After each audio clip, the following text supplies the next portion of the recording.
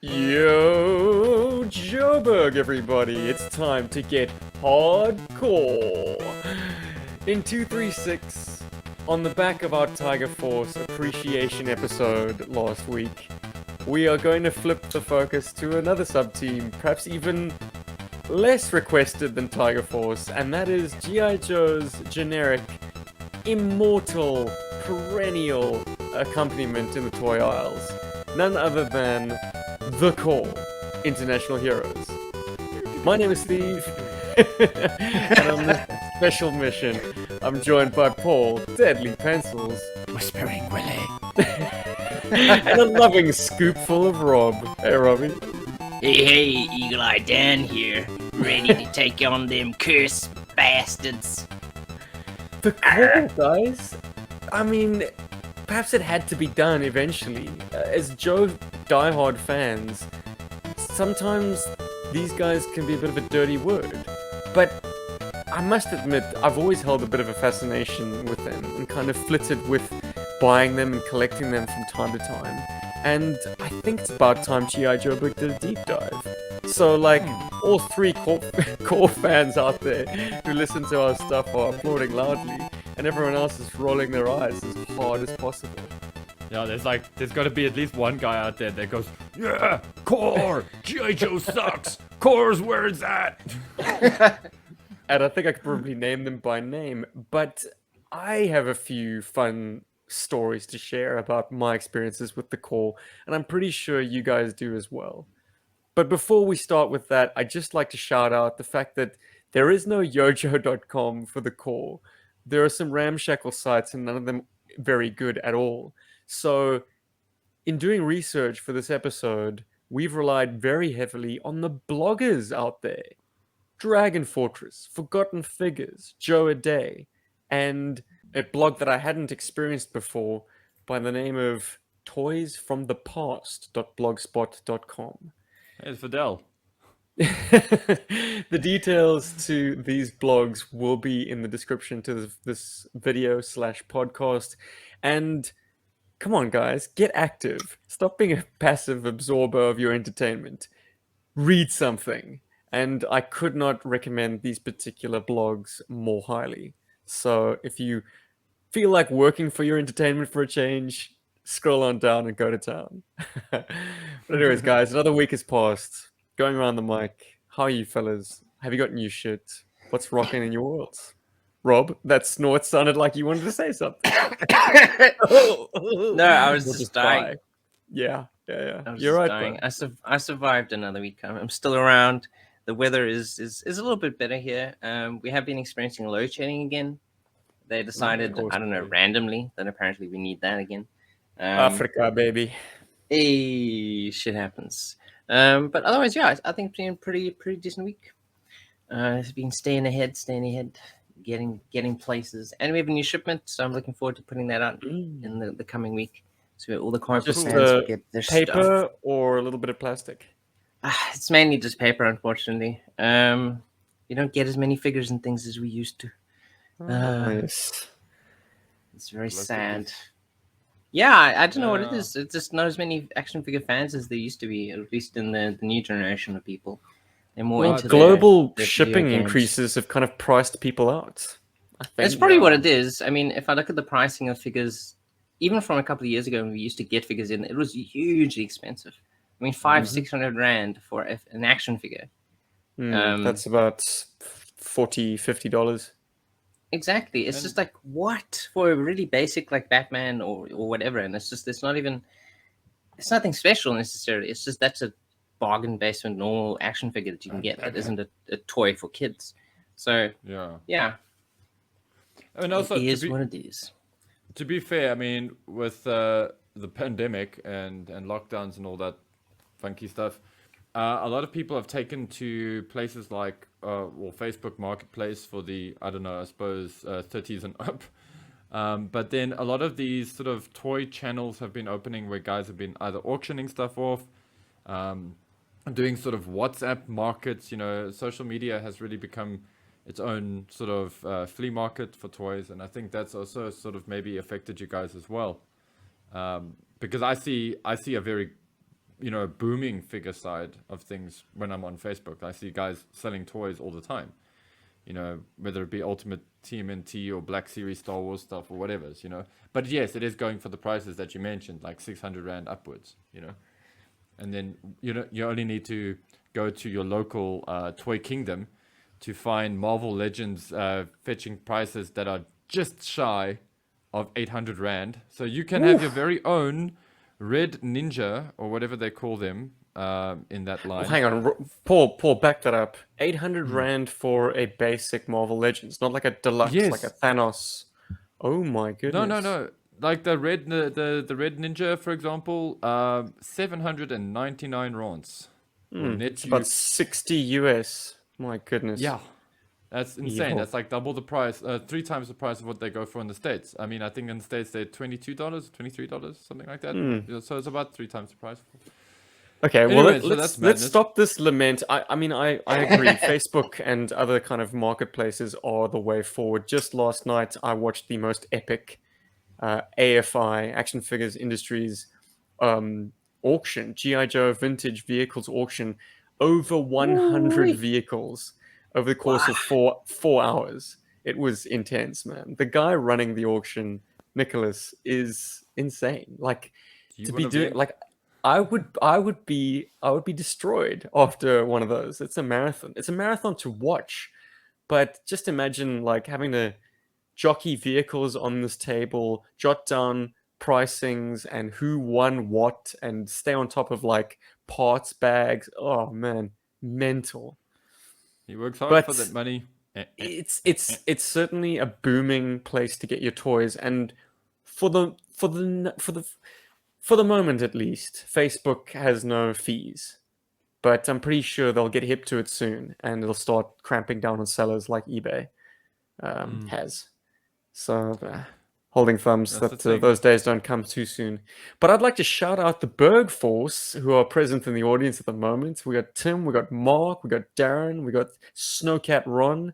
Thanks for joining us, guys. If you would like to join, it will cost you the princely sum of $3 dues every month in Patreon. If you'd like to be part of the Berg Force and listen to these episodes live, or catch them on repeat immediately after they've been recorded. So no waiting around for your hit of GI Joburg. But alternatively, just listen to us as you've been doing. Thank you very much for your support. And So- I'm super curious. Oh, sorry, Steve. Oh, I'm super Nah. curious what you're super curious about. I was gonna say, so after watching this big toy auction and all that stuff, have you got any cool new toys in your life in the last week since we saw you last? Or You asshole. I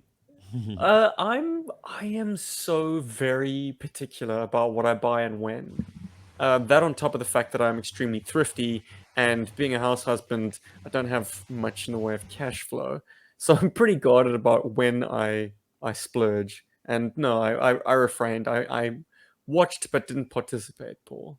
Which gets Oh, okay. embarrassing because like people kind of bump you in the chat thread. They're like, Steven, weren't you after this? And I'm like, just looking. Thanks, guys. But that said, I did. I got some tax money back. The Australian tax office decided that they were going to give me back all my tax, less a little, I suppose, fine for doing it late. Hey man, I'm new in town. Kim doesn't tell me these things, so I filed late and they docked me some money. But anyways, I got some bucks and decided to treat myself to a few things, which I won't be seeing very soon, but that's fine. They're out there, coming. yay! And Paul, you what did you recently get? Ooh, me. I got something quite cool. I'm gonna start with the only non-toy thing here. This was on special. It's a Sega Saturn controller. It was on special on an online store. But this is a special Sega Saturn controller. It's a retrobit controller.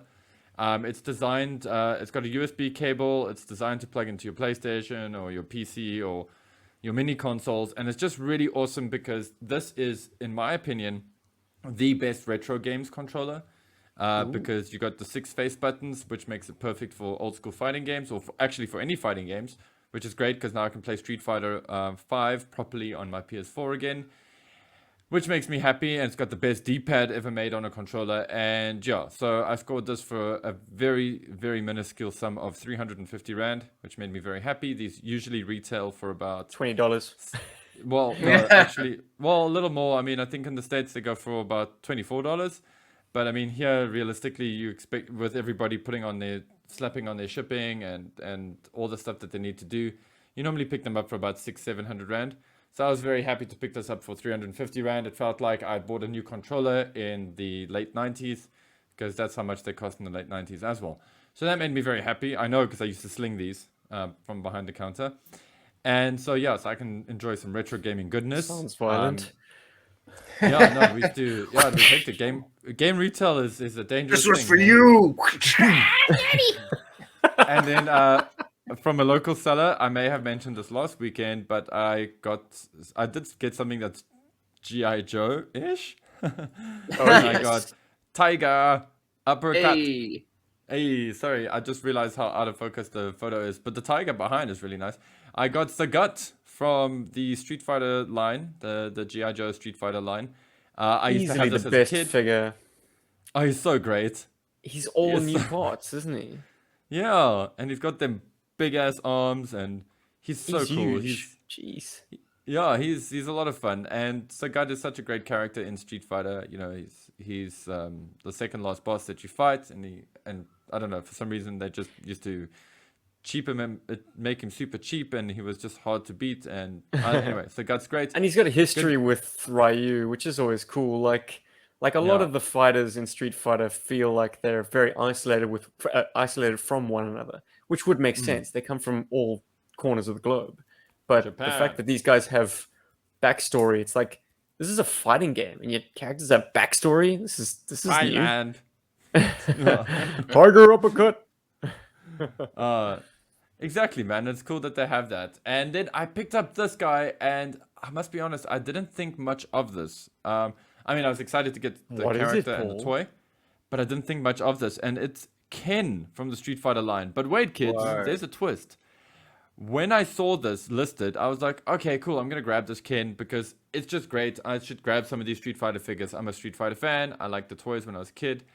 And it'd just be cool to have some of them now, and they were super cheap. And then when I showed it to Steven and Rob in the group, Steve commented on, oh, movie Street Fighter Ken. And I was like, what? I completely forgot there was a difference. I completely forgot that they had done Ryu and Ken in the line, but had actually had like Storm Shadow's body and didn't have And exposed Slice. arms.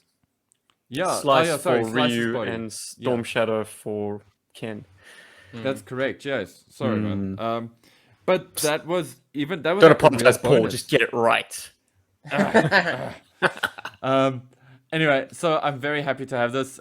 He's got a face only a mother could love, and it does look a lot like a train's hit it. But that's not Bro, the you quality take of the fireballs to the face and see how pretty you're looking. No, but it's just I mean, Ken is supposed to be this good-looking character in Street Fighter, and here he's all like, it looks like, I don't know, it looks Lou like the ears kicking Ferrigno in bag. you need to paint him green and he'll be the Hulk. Yeah, he's just groaning all the way here. He's just like, anyway. So, yeah, that was a nice bonus. And I quite dig his action feature because if you want to be creative, it's also a kicking feature. I don't know if it's meant to be a kicking feature or a punching feature, but it's kind of both for me. So, Is so it he's got a waist twist? yes, yeah. Okay. So you hold the waist and let it go, and then you can like unleash a bitch slap, boom, or you can unleash a really cool roundhouse kick. And that has been the new acquisitions for my week, which I'm very, very excited about. And I have got a small little something on its way from Cape Town, from Withers Amusements, actually, which I'm excited to talk about next week. And yeah, that's me for new toys and new stuff. And oh no, again. Well, unless Rob, you got something new kicking around, I think we'll shift the focus onto what we're reading, watching, or playing. And I'll kick us off by saying the thing about having a partner, spouse, whatever, is you wind up watching shows that you never would have watched on your own. Hey, isn't that funny? And I can safely say that my life is not enriched by these shows whatsoever. So like all of you singletons out there who are like, well, I want to watch something with my significant other. Wish I had one. You're not missing out on anything in that respect. So, to that end, I was forced to see Red Notice, which was a thing, Oh God. and Encanto, which is lovely. Oh, It's cool. Encanto lovely looks film, awesome. Yeah. but once again, two movies that I never would have watched on my own steam. And Red Notice, like it's okay. This is the new thing. Like big A-list stars appearing in Netflix movies, basically playing themselves, like just showing up for a paycheck, and that's fine because their combined appeal and combined audiences will guarantee this being a hit, guarantee it making lots of money, streaming money, and getting a sequel. And it's Drek. And another Wait, observation. that's the one with Gal Gadot and The Rock and Ryan Reynolds. I Yeah. watched that. Yeah, it's absolutely forgettable. Okay. It is. Well, It is so bland. is it Yeah. weird or not that they make Ryan Reynolds do parkour? I mean, obviously he's got a running double who does all of like the crazy tricks and acrobatics and stuff, but it's so incongruous. I'm like, we know who this guy is. He's not an unknown. He's Ryan motherfucking Reynolds, okay? Like we know that he's not doing backflips and like jumping through like narrow apertures, diving and rolling and running up walls and stuff. So it always pulls me out, particularly when you've got a guy not doing anything transformative. He's literally like throwing Ryan Reynolds-esque one-liners and wires cracking and chirping. He's Deadpool without the scarring. He is playing himself, Merc with a mouth and all. And so that breaks me out. The other thing that breaks me out is like I can't deal with The Rock being in any way romantic. Like if I see him kiss a woman, I'm like, that's not what Dwayne Johnson does. Like it's just it doesn't look right. I don't want to Can see him you see kissing who The anyone. Rock is kissing? It's bad. It's bad. Anyways, I loved Encanto out the corner of my eye while I was actually paying more attention to the AFI auction. Yeah. And Book of Boba Fett. Guys. Disney keeps pushing the boundaries, or Disney Lucasfilm keeps pushing the boundaries on what the technology can do, what visual effects can do, but at the same time pushing the boundaries on what an audience can tolerate, what an audience can stomach. So, enough said. I'm out. I mean, it just I don't have a strong enough stomach to to watch what visions they have created in that show. It's very distracting. So did you book before episode 6, or you? No, I watched episode 6. Oh, okay. Episode 6 is the one with the huge CGI. Unfortunately, it's been spoiled for me, but I don't want to spoil it for other people. But okay. Well, yeah, I just do not have the strong enough stomach to watch what they are doing. It's difficult for me. And talk about the Rock kissing someone breaking out of a scene. Well, let me tell you, Lucasfilm, they snap my neck, man. I can't do it. I can't watch this. I have to walk away. I'm like, oh, gross. Well, what episode to go? You might as well just finish it, dude. I will. Yeah, I will throw up habitually, repeatedly in my mouth, but I'll suffer through it. Whew, not a lot of Boba Fett in this Book of Boba Fett, huh? Anyways, I think is it Joe Slepsky that posted that the other day? He's like, oh yeah, how's this for a novel idea? Like a Boba Fett show that's actually about Boba Fett, like something to that effect. I might have said it on last week's episode, and I might have said it in confidence to you, Paul. But taken purely abstractly, when they announced the Mandalorian TV show, I was like, no. Who is this imposter wearing Boba Fett's armor? Like, I want to see stories about Boba Fett. Don't give me Boba Fett light, some other character that I have to invest myself into. Well, guess what? Now they're giving us Boba Fett, and I'm like, oh, please, please, please, give me Mando. Give us the other guy. Please, give us the other guy. Can we have the other guy back, please? This shadow for Boba Fett is so. Anyways, I'm gonna obviously develop maybe some ire in the listenership for having such a strong opinion on the show, because there are punters on both sides of the fence. But no, it's not for me, man. Boba Fett needs to be ruthless. Like, well, I'll say that with everything that you've said about Boba Fett, I've never once gotten this feeling that you're trying to convince Rob, myself, or the listeners not to watch it. It's just your opinion. You know what I mean? Like, so if you don't like it, you don't like it. You know what I mean? So like, that's the cool thing. Like, you're not sitting here going, guys, like, don't watch Boba Fett, eh? Because it's like lank cuck, dude. Like just. Well, don't. episode 5 did deliver a sequence that, as a standalone, is well worth watching over and over and over again. It's super cool. Like, I have no shame in admitting that my favorite Star Wars character is the Millennium Falcon. I mean, it's now canonical that it is in fact a character because it's got a sentient mind. We know that thanks to Solo. And a throwaway line in The Empire Strikes Back, where C-3PO is trying to communicate with the Falcon. And it's got the most primitive dialect or something like that, or crude dialect, whatever he says. But anyways, my favorite G.I. Joe character, I think, is the Tomahawk, and my favorite Star Wars character is the Millennium Falcon. So give me the spaceships, and you've won me over. And that's what episode 5 did in the Book of Boba Fett. Okay. Rob, please shift the focus away from me. Rob, what have you been checking out, man? So I watched. Well, I've kind of kept going. I took a break, but I'm back into Brooklyn Nine-Nine. I'm on season 6. Nine. It's still pretty good. It can get, some episodes get a bit preachy, I feel. I don't know. But otherwise, in general, the comedy is still absolutely fantastic.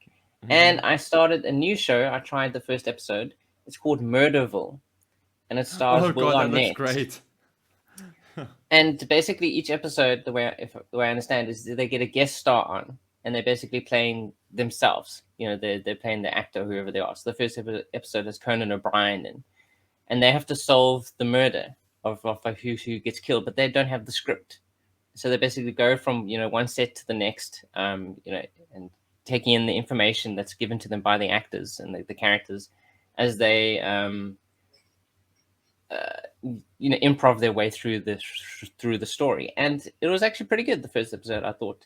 I think it'll Will Arnett is always absolutely fantastic, but I think it will live or die on whoever the guest of that specific episode is.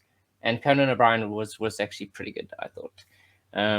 So I'll probably keep going with that. And I also watched Archive 81, which is about it's really good so far. I'm like 3 episodes in.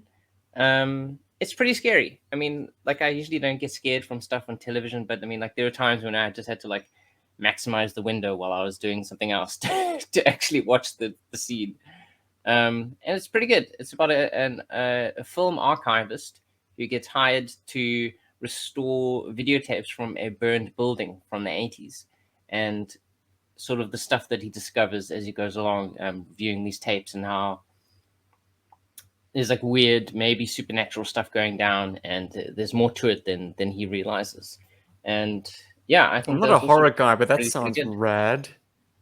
Yeah, it's pretty cool. I mean, for most of the time, I mean, they have to, well, they feel they have to. So it's not just him watching the videos. So they don't just have the videotape the way it looked in the 80s. Unfortunately, they kind of film the scenes.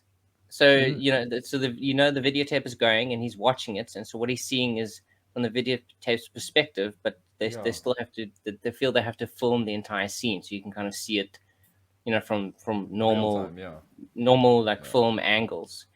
I mean, I would have preferred it if they'd kind of stuck completely with that point of view of the camera, because it makes it more claustrophobic, and you would only know what is seen through the lens.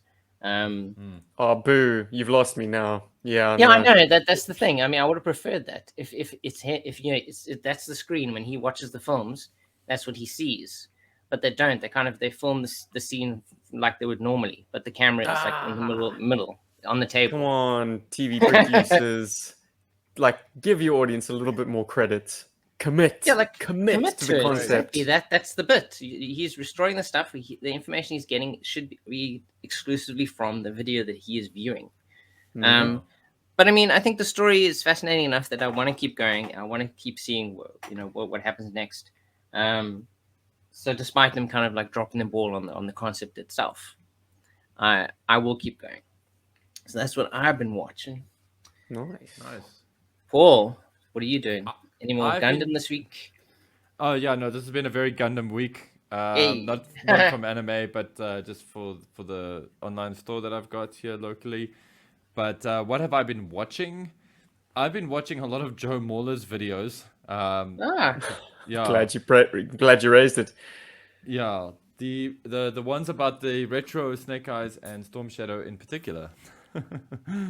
Yeah, Joe Mauler or Mauler Joe Works oh awesome wow. human being. on YouTube is doing the Lord's work in terms of chronicling the difference between the retro O-ring 2022 Storm Shadow and the vintage, and it's flabbergasting. Like, I mean, from the ground up, this is a brand new figure.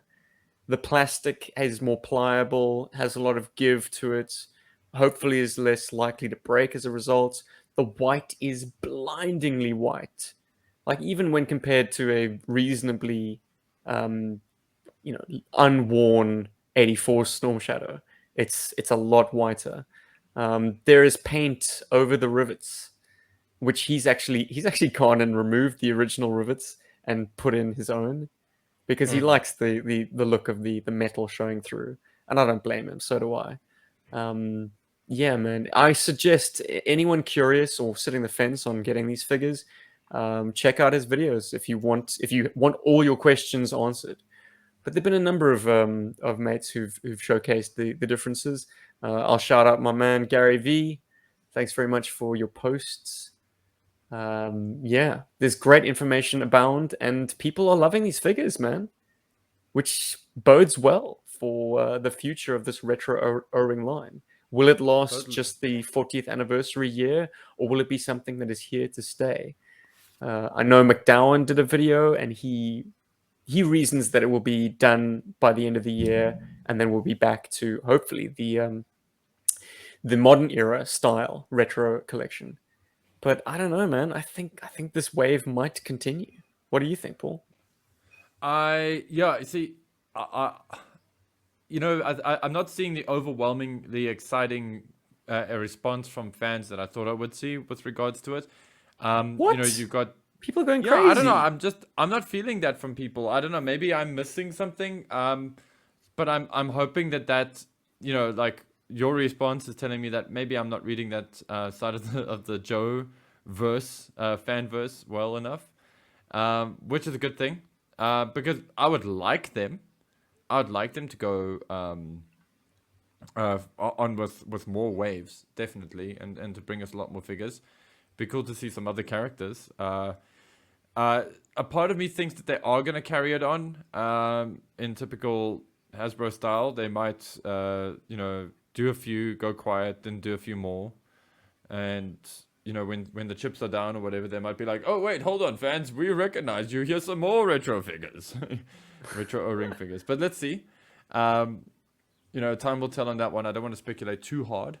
Another thing, sorry, just, and you mentioned Gary V.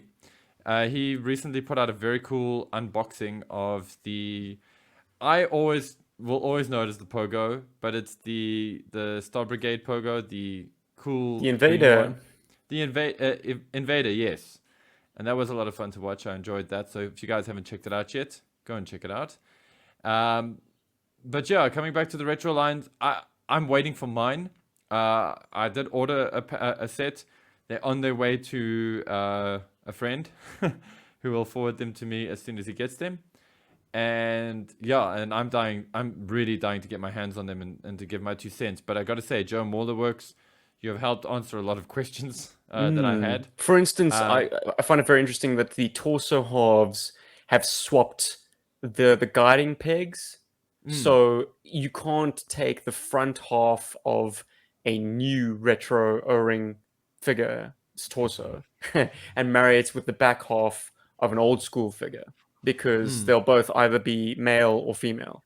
Like, that you won't get them to mate. Do you think that was done on purpose, though?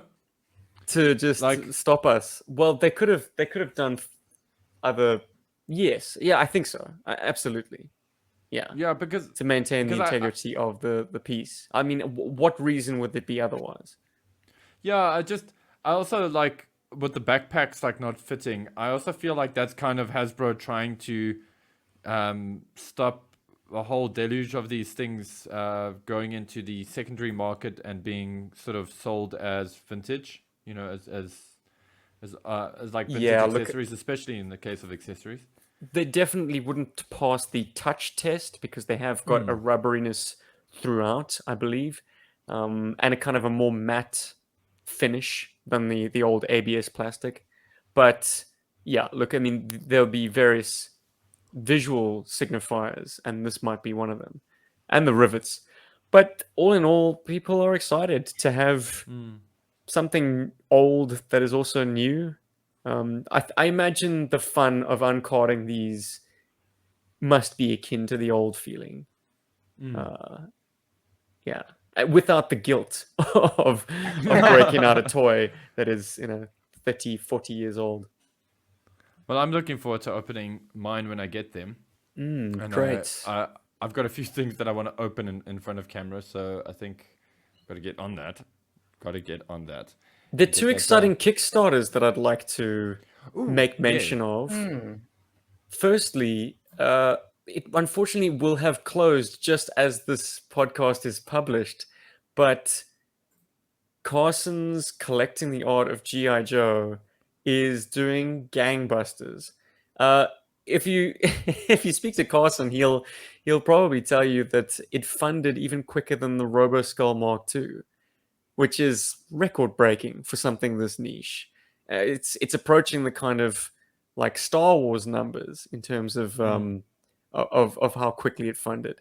But if you are interested in the numbers right now, with 17 hours to go, we've got $320,964 pledged of a $35,000 goal. So it's made the goal many times over with 2,293 backers. And this is a book, guys. This is something that Carson thought there would be maybe a couple of hundred backers for. But yeah, obviously quality and the amount of time and effort and passion that they've poured into this project is showing, because the word on the street is this is a great opportunity to get it all collected into one giant omnibus with a sexy slipcase, or I think even a case that opens up and you have the options. Check out the Kickstarter. The details will be in the description below. You can check out the Kickstarter and see how they've touched up images, how they've reshot entire years of content. So expect to find all the sexiest G.I. Joe art, plus interviews with the creators, DVD inclusion, everything you could possibly want from a G.I. Joe art coffee table book, all in one giant omnibus for the low price of $100. Like, it's never going to be repeated, guys. So I don't know why I'm saying this, because the Kickstarter will have wrapped up by then, but I'm just expressing my sentiment that this is an extremely worthy cause, and thank you, Carson and his team, for putting in the tireless, thankless work. He's not making a cent out of this. In fact, he's put in staggering amounts of his own money to bring these productions to life. So we salute you, 3D Joes. And I'm pretty sure, if you've now that you watched this and this Kickstarter has ended, I'm pretty sure that you'll be able to get these. You just might not be able to get some of the cool bonuses that they've included. But hey, maybe you're reading this and you're like, I've already bought one, guys. But thank you. I have to share this. This is great. Thank you, Darren Cobb, for this from the comments. Darren Cobb's like, at Mark van Leeuwen, Oh yeah, totally new characters. Beach time Snake Eyes, tuxedo Snake Eyes, yard work Snake Eyes, ducking down the shop for a bottle of milk Snake Eyes. And this was just in response to Mark in the comments asking, hoping that maybe we even get some new characters, as Rob and all of us actually would love to see some new characters in the retro O-ring line. So, Well, yeah. Paul, you had the criticism that like new versions of Snake Eyes are just remixing all the old tropes and just presenting them to you again. So, yep, maybe nipping out for a pint of milk Snake Eyes is right up your alley, man.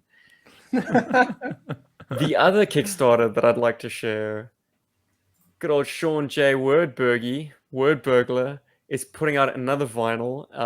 The follow-up to his Welcome to Cobra Island successful crowdfund last year. He'd like to put out the MacGuffin Device LP on vinyl. He's 72% of the way there. There are 28 days remaining. He'll blow through that. It's only going to cost you 23 USD. And yeah, link in the description below. If you would like to support an incredible artist, a true poet of GI Joe, a real American hero, in this endeavor, and just vinyl is so cool, man. I've got the Welcome to Cobra Island Wordburglar album staring at me right now. I don't have an LP player. Paul does. That's why it's destined for him one day. Yeah. But I was very, very happy to be a part of that, and well, might just support him on this one. I mean, it's nerdcore rap. You can't get cooler than that. Very, very much up my alley, and probably yours too. But I think that's it for news.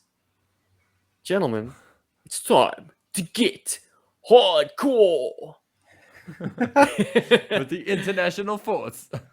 Now, the core blast on the scene, known as Gung Ho, and they were just asking for trouble, right? Like they outright copied GI Joe's O-ring design, which in turn was a copy of So this is awkward. Micronauts, but they added the swivel arm, obviously. And they kind of came out when GI Joe was perhaps in its hottest year, 1986. Like they were into the second season of the cartoon.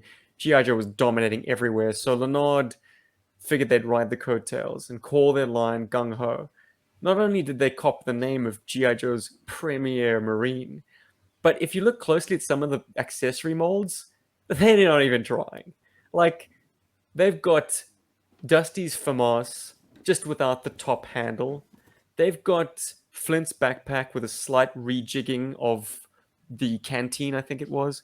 They've got Lowlight's massive backpack with I think the magazines on the other side, or the magazines have basically been fudged into one big pocket. But no, the folks at Hasbro took exception to the name Gung Ho, and after a successful lawsuit against Lanard, the core International Heroes was born in the ashes.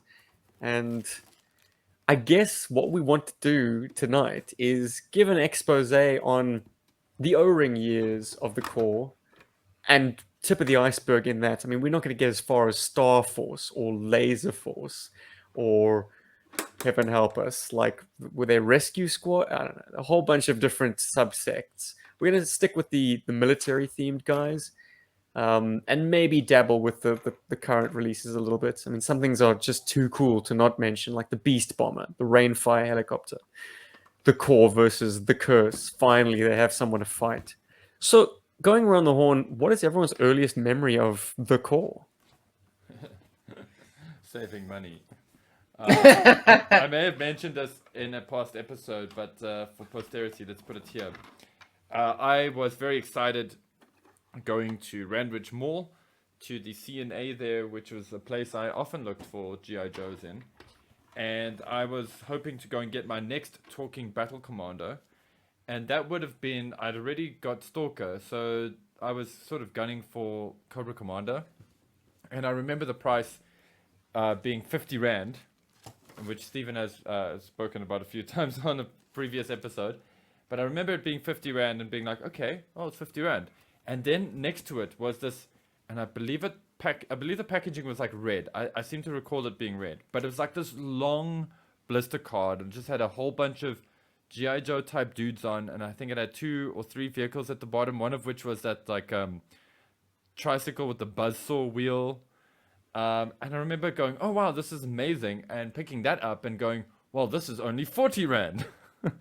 So I remember running up to my father And it and going, feels like 40 Rand. yeah, Sorry. no. So I Were remember you running up to my crestfallen when father. you got it out of the package? No, I was a Really? bit like, yeah, okay. So I don't know if you How guys long did get the this. thumbs survive? Oh, dude, I couldn't tell you. I mean, Were they all I gone? I think they've all they went in about a week or two probably. I mean, I just know that I had a lot of fun popping the one dude on the bike and just racing the bike everywhere.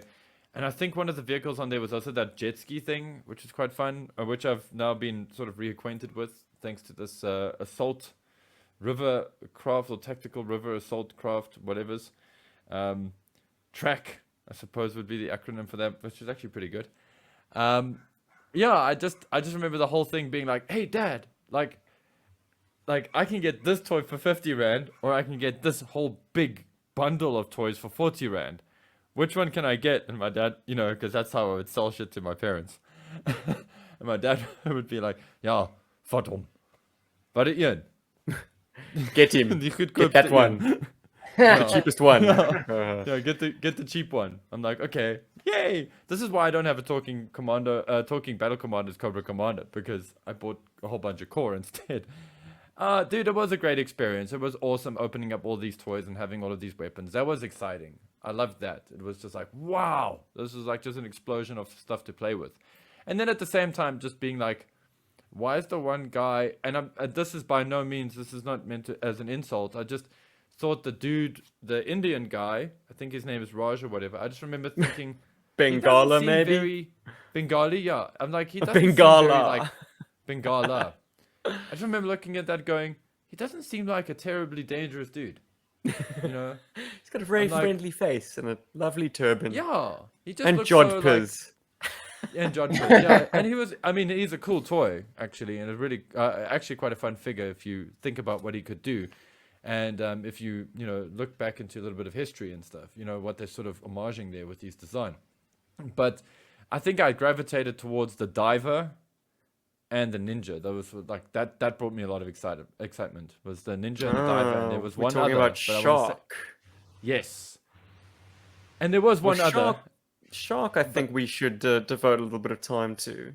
Totally. Because Shark had some innovation that I think even GI Joe of the era hadn't copped to, and still like by the end of the classic diving ARAR robots? run, Paul, pay some respect to the engineering prowess of Lanard. It doesn't show off often, but on Shark, I think they hit a home run, and it's a very subtle one. Okay, look at Torpedo. Torpedo doesn't emulate any kind of accessory parts to make up his mask and his regulator or pipes leading to his backpack. They just kind of basically made it intrinsic to the mold. And you're assuming that there's glass in front of his eyes. Yeah. Then flip forward to the eels in 1985. Once again, no glass in front of the eyes. We assume that that's a mask, but this time they've actually got a hose that clips on the front of the face and runs into the backpack. Awesome. Yeah. That same system was replicated for Wetsuit. And then only, I think, in 94 did we start getting a separation of things, like a mask. Well, no, actually, it was a one piece that the shipwreck, Battlecore shipwreck, had a one piece mask that was removable, but also included the hose. Hydra Viper had a helmet and pipes that were separate pieces, but no one other than Shark from the core exclamation point emulated the mask being separate to the regulator and the hoses. Yeah. So, to paint the picture for the listeners, with Shark, you had a head sculpt that had a little hole at the back of the head that would marry to a post on the mask.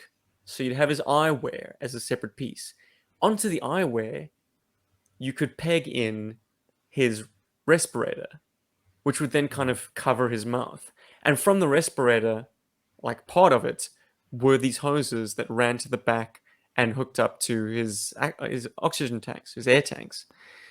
So you had this complex three-piece arrangement, which pretty much accurately replicated what scuba equipment would be. I I gotta say, like, GI Joe did not attempt this level of complexity.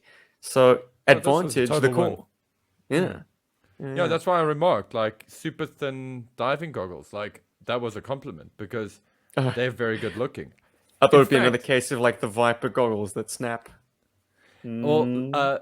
a little bit of a deep cut for our dear listeners. If you guys watch Blazing Sand, when Lady J is being interrogated, uh, Dr. Mindbender wears some goggles, and those are shark goggles, and those are my I'd original. forgotten about that. Yeah, so Nice those are my callback, original Paul. shark goggles that have somehow survived. That's literally the only piece of core I.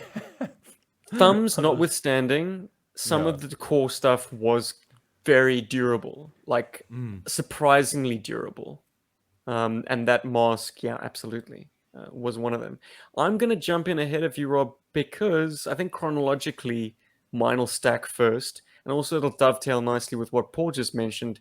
Because before I had any O-ring GI Joes, in the interim between getting the no-ring construction Bionic Six figures and then the gateway drug of Lifeline, Monkey Wrench, and Iceberg, my first O-ring figure, and this is a hot scoop on the GI Joe podcast. I've never mentioned this before, but my very first O-ring action figure was none other than Hiro Yamata of the Corps, the ninja dude you spoke of, Paul.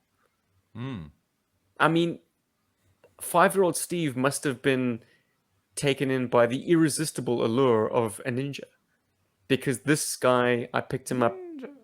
I mean, I don't think I gave any other core figure a second glance. Picked him up, rushed him home, switched off all the lights, drew the curtains in my room, put together a wooden castle structure that my dad had made in his sort of workshop for my brother once upon a time. Rob, I think you remember the one. It's like a big rectangle, like parapeted, Yes, I do like remember that. castle, and then it had a tower that was also like fashioned out of wood and had I never parapets at the realized top, your dad made that. and it had I sort of wow. windows and like 3 levels inside with like a kind of a hatchway leading, like linking each level. Yeah, that Anyway, thing was so awesome. it was great and the perfect structure for this ninja to scale and do spooky, sneaky ninja stuff. But just like a ninja master of the disappearing arts, this figure disappeared very quickly. I do not Yep. have very many memories of him because he was gone, man. He just evaporated into thin air. Poof. Or a cloud of smoke. Of him, I only have the backpack remaining. And I can speak about like the quality of the build, like those 86 series, the accessories, particularly the silver accessories, were like a very nice hard plastic. They became kind of milky, particularly by the 90s and later 90s. But those initial the core or gung ho action figures had some nice quality plastic. And they're quite shiny Thumbs as well. notwithstanding. Yeah, yeah, yeah. Something to Robbie, mention what are your about. first? Oh, yeah. Oh, sorry, just something I wanted to mention about that ninja. It's. I mean, this was like this went over my head when I was a kid, but looking at it now, it's funny. It's cool how like Lanard was like, okay, so we're gonna make a ninja. We're gonna make him look kind of like Storm Shadow. We're gonna color him like Snake Eyes. Then we're gonna give him something that we feel is better than a bow and arrow by giving him a crossbow. Mm-hmm. You know? And then we're going to give him martial arts specialties that haven't been covered in the file cards, namely Taekwondo and Aikido, because wow, what a mix. Master Explain the of joke Taekwondo. to. Okay, so Taekwondo is a really great martial art. All good all martial arts are great, but Taekwondo is a kicking is a primarily kicking martial art that has a lot of punching as well, and it's high flying kicks and whatever. It's a very stand up style of martial arts. It's also very straightforward, and I don't say that in any way, shape, or form that should resemble an insult. It's pure in it's designed that way. Aikido is very much similar to Tai Chi, and Aikido Aikido's sort of martial application, or should I say hard form application, is about, rerouting somebody's weight and their movement and sort of taking them down, and it's especially great if you aren't a very strong person. You can just help to shift people's weight around and get them on their backs or get them into a dangerous position. So these are not bad martial arts at all. It's just an interesting combination because Taekwondo is very Korean. It's a Korean pride a martial arts, the martial art that Korea is very proud of, and Aikido is Japanese.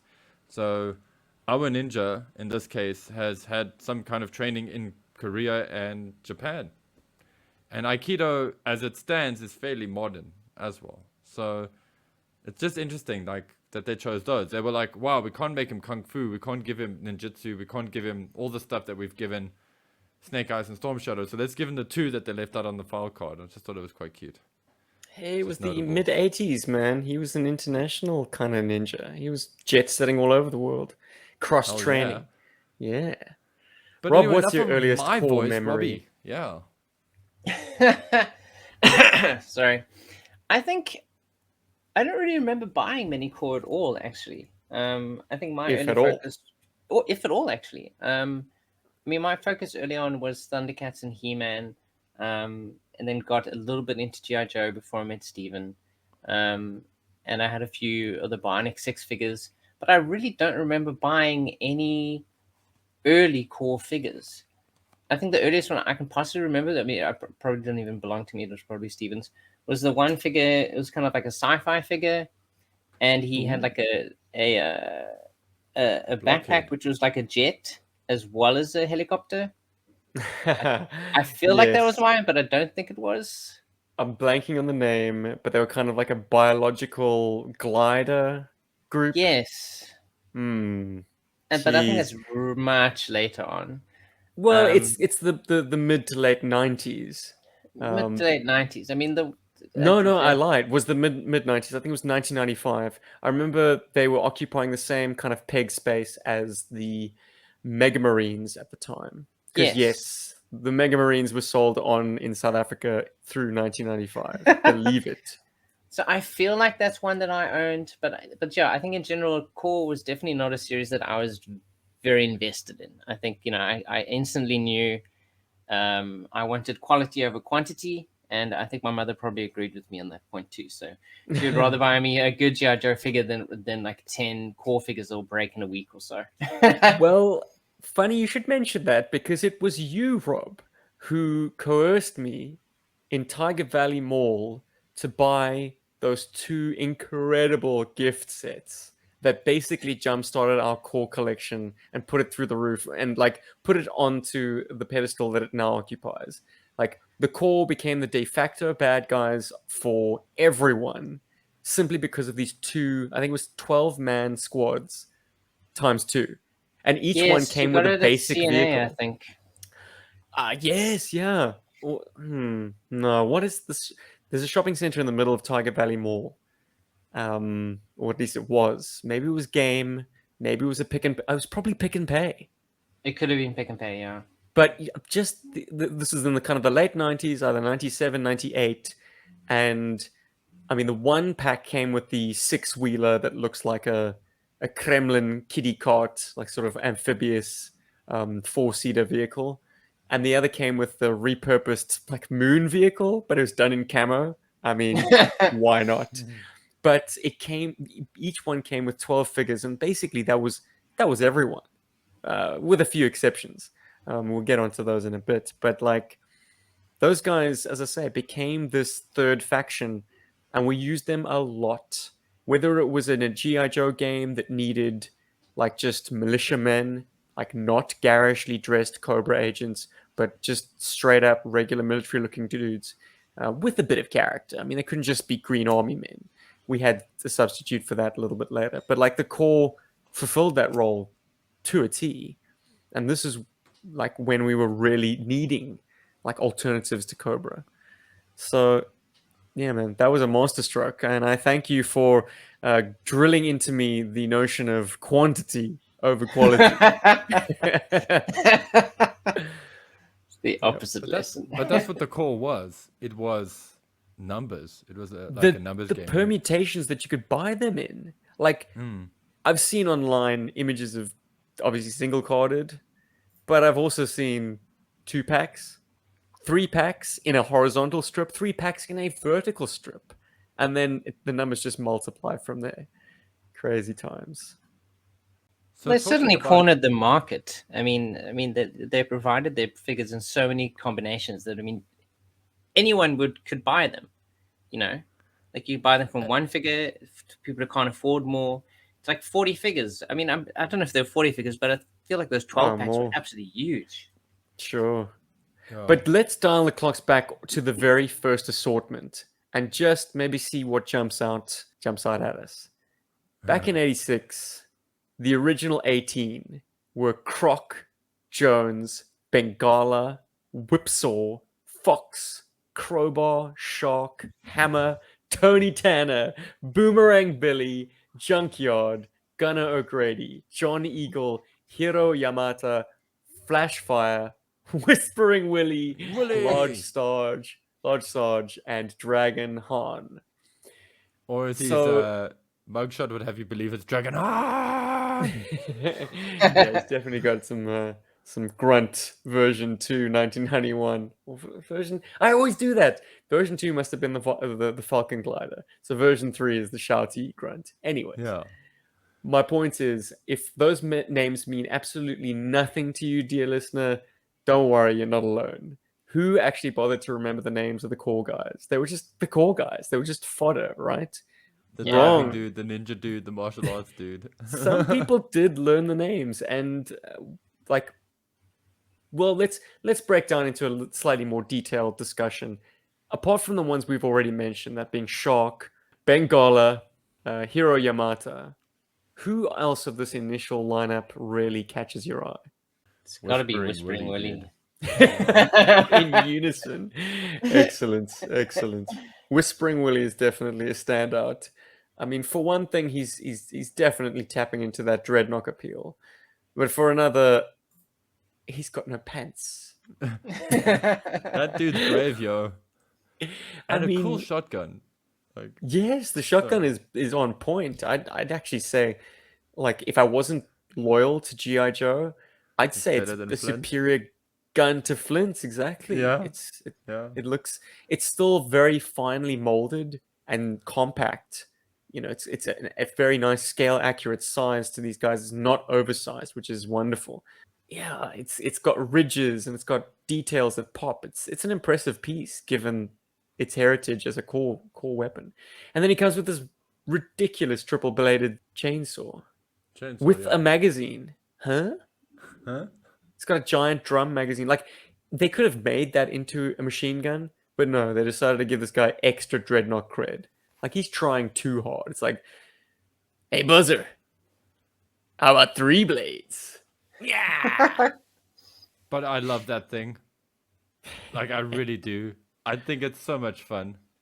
Like, it's a standout weapon in the entire core line for me. Like, when I think of the core, I'm like, that triple bladed chainsaw is definitely there. He's got pants in his card art. I mean, They just never bothered to draw them on.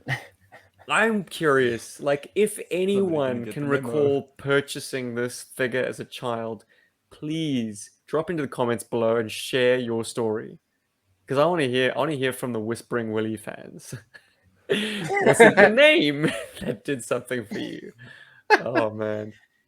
But I think also the big thing about not remembering the names of these characters is that the packaging for them was so bargain basement that I think you rip the figures out of them so quickly, and that stuff went into the bin so fast that you would never have known the names of these characters. And Exactly. even though they look different on the back of the packaging, all of the figures have a very generic look to them. They look very similar to each other. And I mean, if you thought GI Joe had a lot of repaints, they repainted these figures over and over and over and over again through the decades. I mean, I think I have a shark figure who's completely done up in like this luminous green color. Yeah. And that can't be an original. I mean, that can't be from the original lineup. I mean, these guys at least look a little bit okay in their coloring, but like they would repaint them over and over, re-release them in different combinations. But I really would be amazed that anyone remembered any of the names of these characters, because the packaging would just fly to a room faster than you could possibly rip through it. And also, I don't recall ever buying a single carded core figure when I was a kid. I remember every time I got them, it was always like that huge, like 24 pack or whatever that I got. And, that thing just took space, and so you folded and threw it away. It wasn't like, they had stuff on the back. I think they had like little file card-esque things at the back. I can't really remember, but I just remember it going into the bin quite quickly. And I remember they had some great vehicles at the time as well, but the vehicles also, the packaging, you also kind of threw away. It didn't have much. There was always, everything was like a 2-pack or a 3-pack or a 24-pack or whatever, and you just never felt the need to keep that. I don't know, it didn't work. And I don't know about you guys, but I just can't remember seeing single carded core figures, at least for that first initial run. I remember much later for the Star Force or whatever they were called, having single cards. And I also remember, I don't know if you guys can remember this, they had like just a generic artwork of a character on the packaging, but the character in the packaging was different. So yes, I most specifically remember that series. That came in the sort of the 1992 series when they were really pushing the new figures for that series. So all the strip packs had just the artwork of, I think his name was Atk Lemond and Lightning McCluskey, or no, wait, Steve. I don't know. These, this guy's called Steve, the guy with the silver helmet. so what's your name? There's nothing wrong with the name. Some of the rarest core figures, I'm led to believe, are the guys that popped up in 1992 because they were quickly never used again.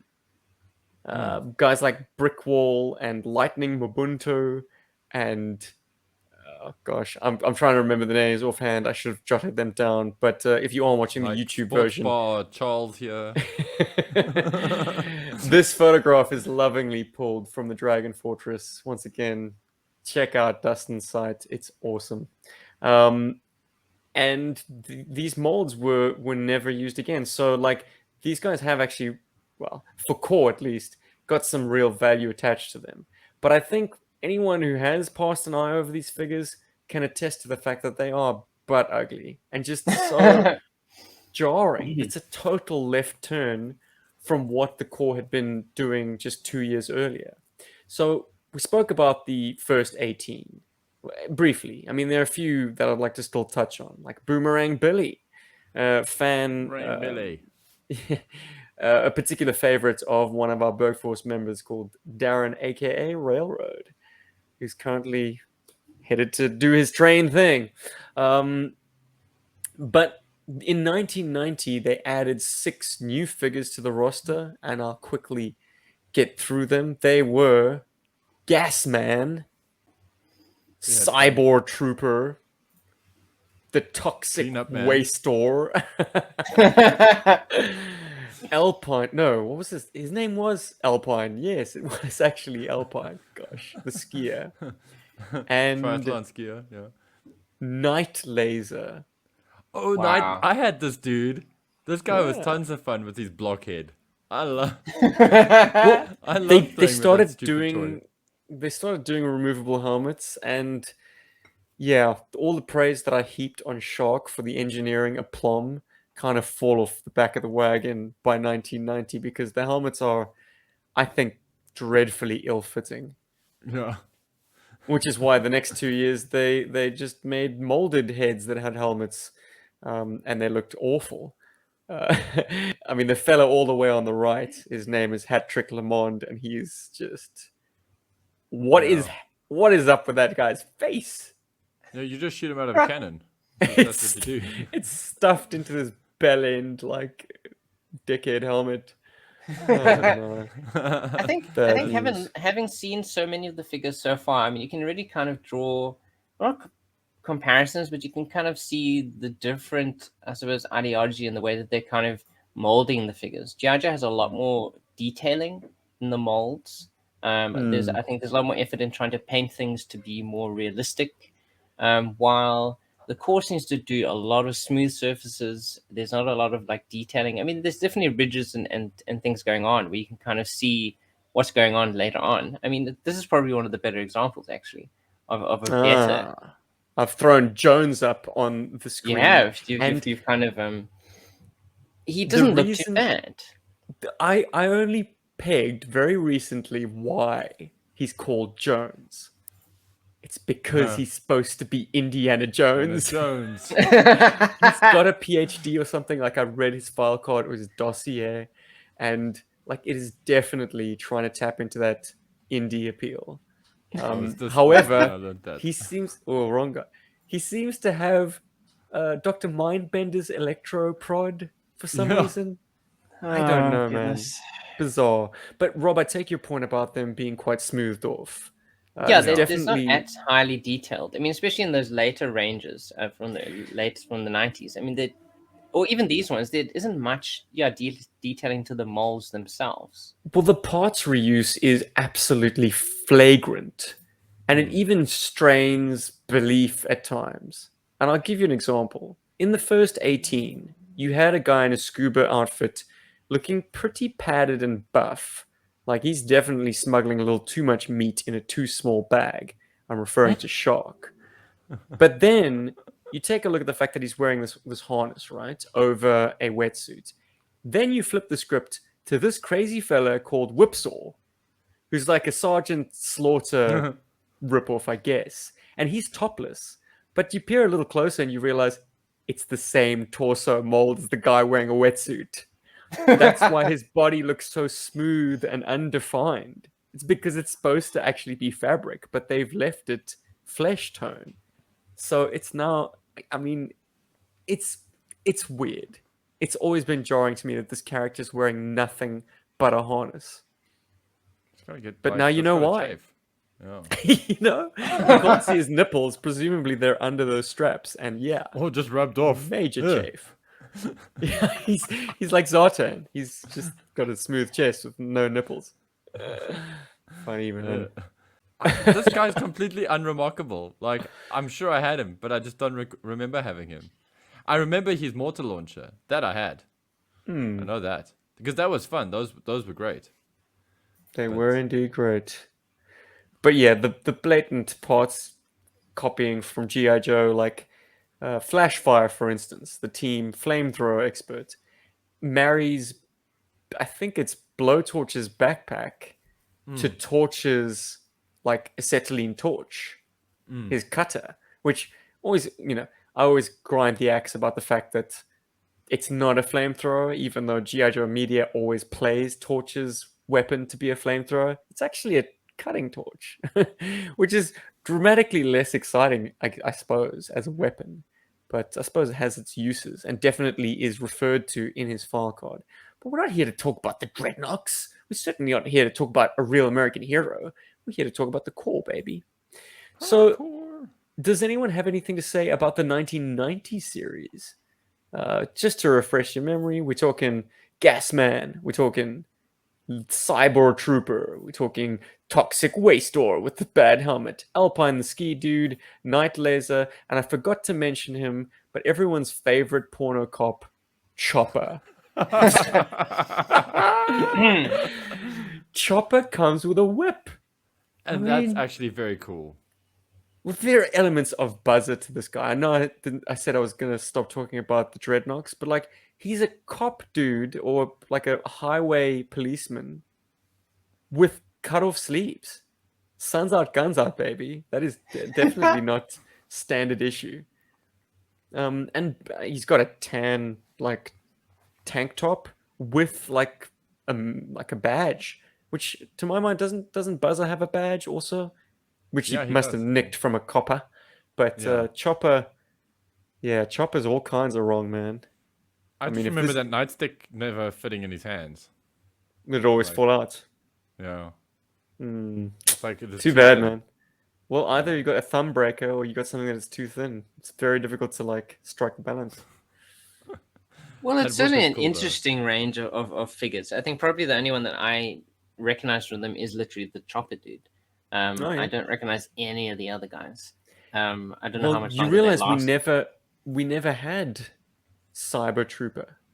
I don't recall him at all. I don't recognize him at all. Yeah.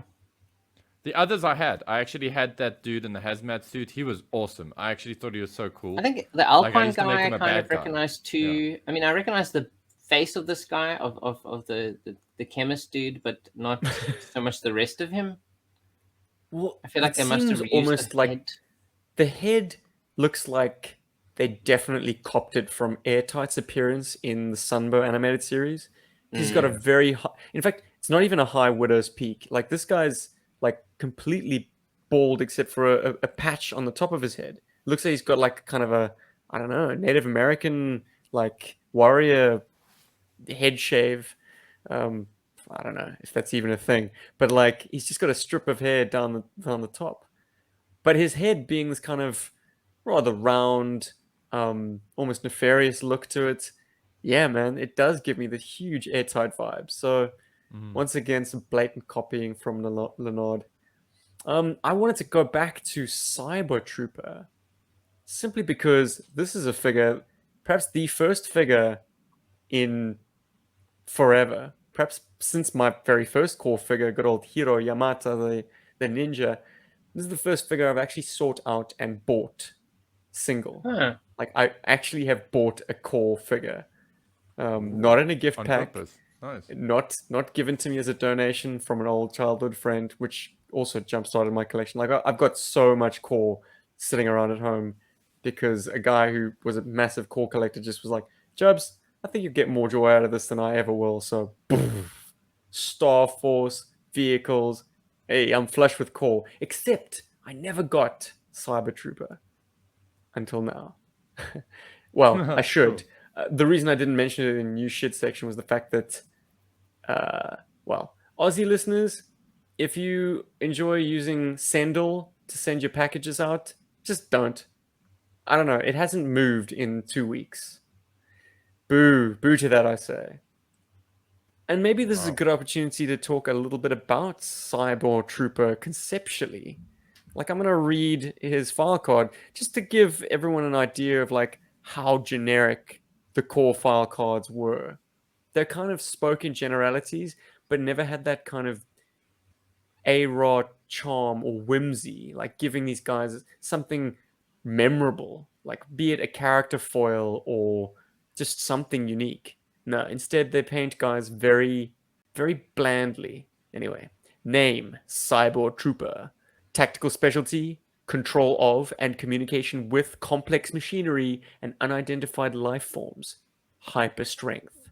Service history, originally joined ISF, the International Security Force, as an anti-terrorist operative.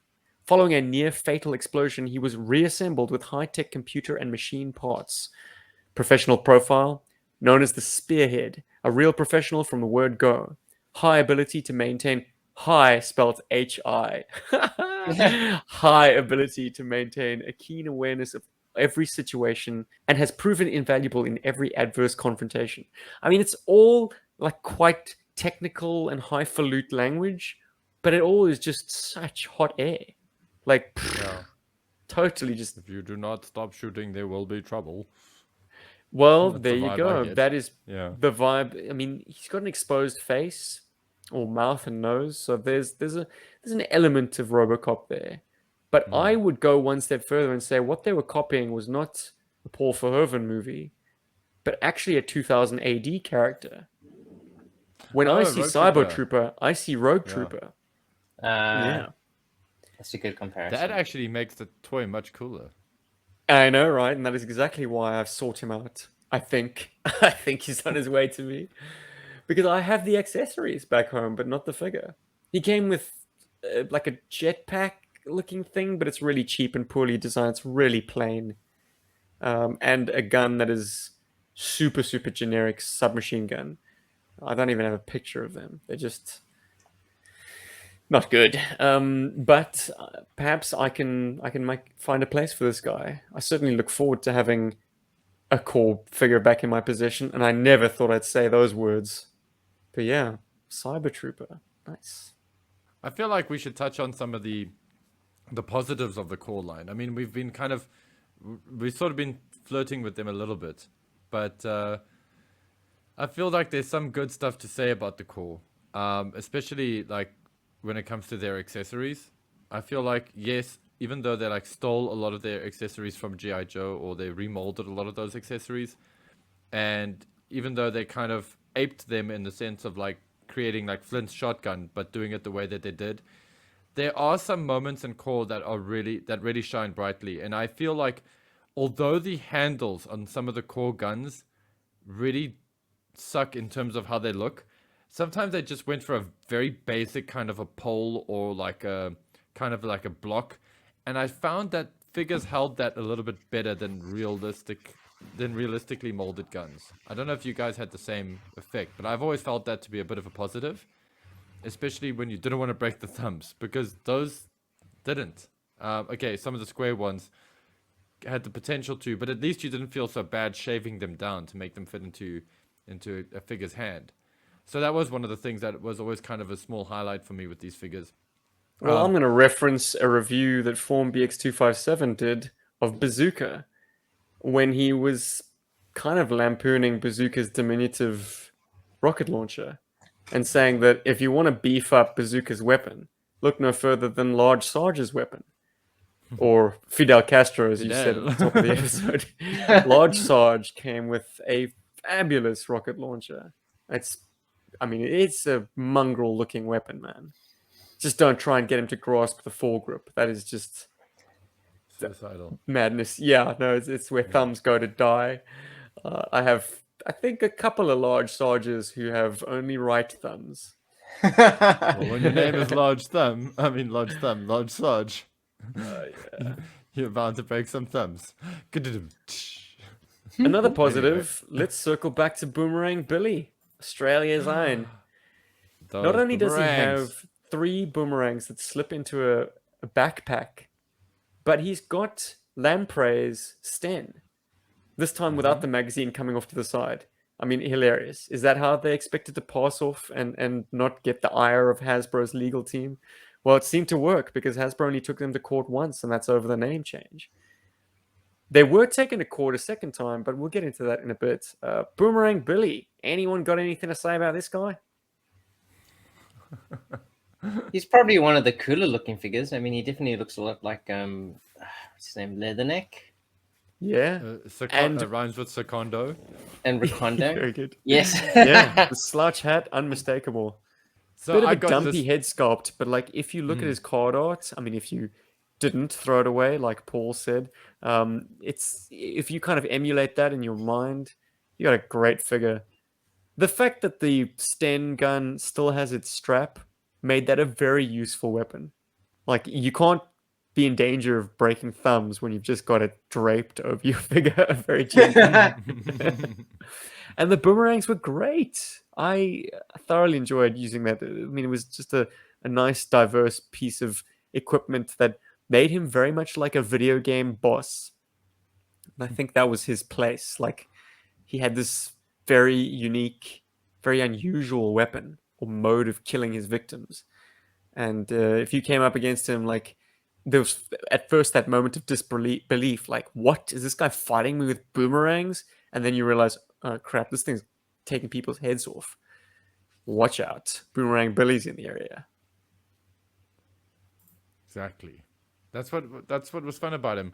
I just don't like his color palette. I have other versions of him. One that is quite loud. I think it's yellow with green splotches on it.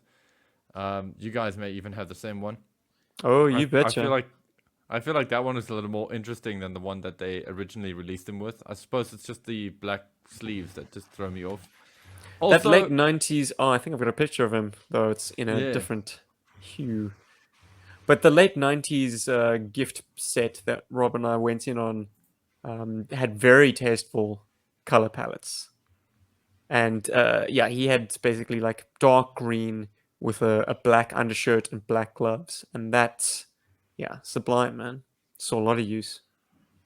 cool.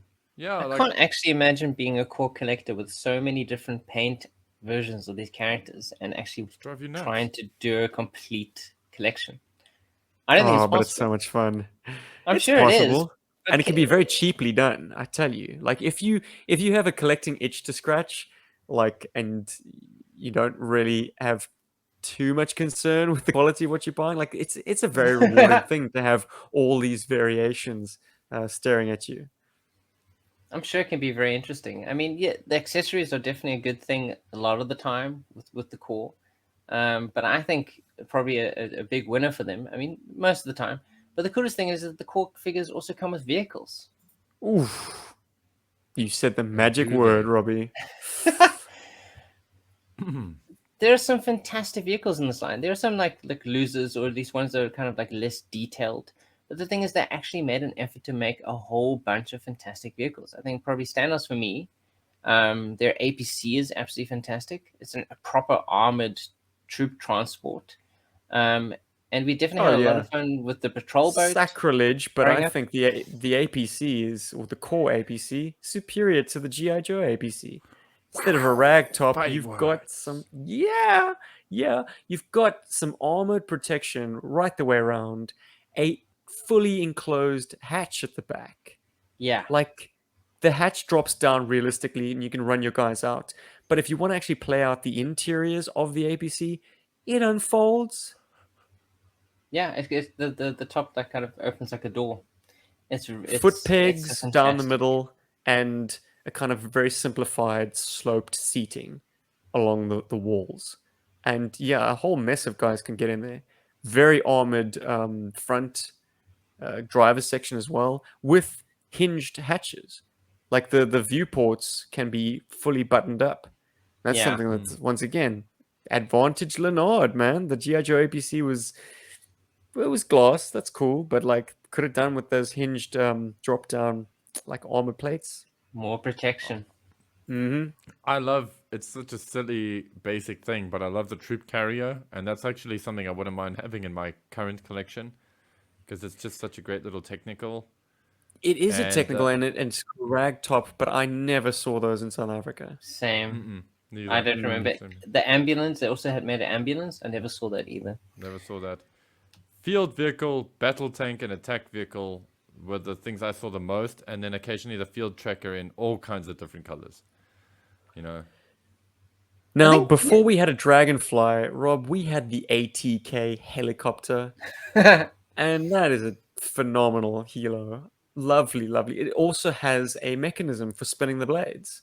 Very Yes. sturdy as well. I would dock some points for the fact that it doesn't have a chin turret. Instead, it's got a spotlight. I'd rather it having a minigun. Those are so much fun. And it's got these piddly 4 barrels that sort of swivel on the side, but like nothing beats a nice chin gun, like the Dragonfly or like Longbow Apache or the Cobra.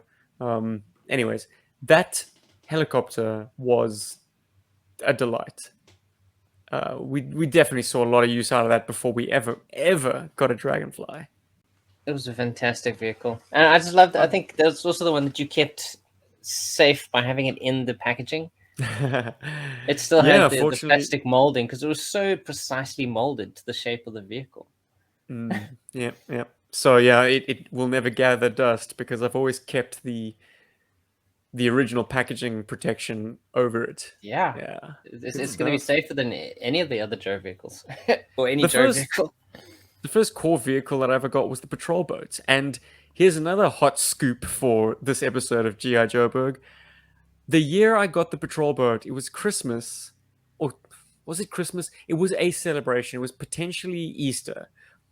But I had the option of getting the Cobra Bug. I had the Cobra Bug on my Christmas... No, it was Christmas. It's definitely Christmas. I had the Cobra Bug on my Christmas wish list. And I even indicated where it could be bought, where it was available. And I scratched it out when I saw the patrol boat in Pick and Pay hypermarket. And I was like, I want the patrol boat, not the bug. Get me the patrol boat. You can get it here. And dutifully, my parents did. And they were probably licking their chops because there's like it's a fraction of the price. But that thing saw a lot of use too. Oh, man. Rob, do you have any memories of that?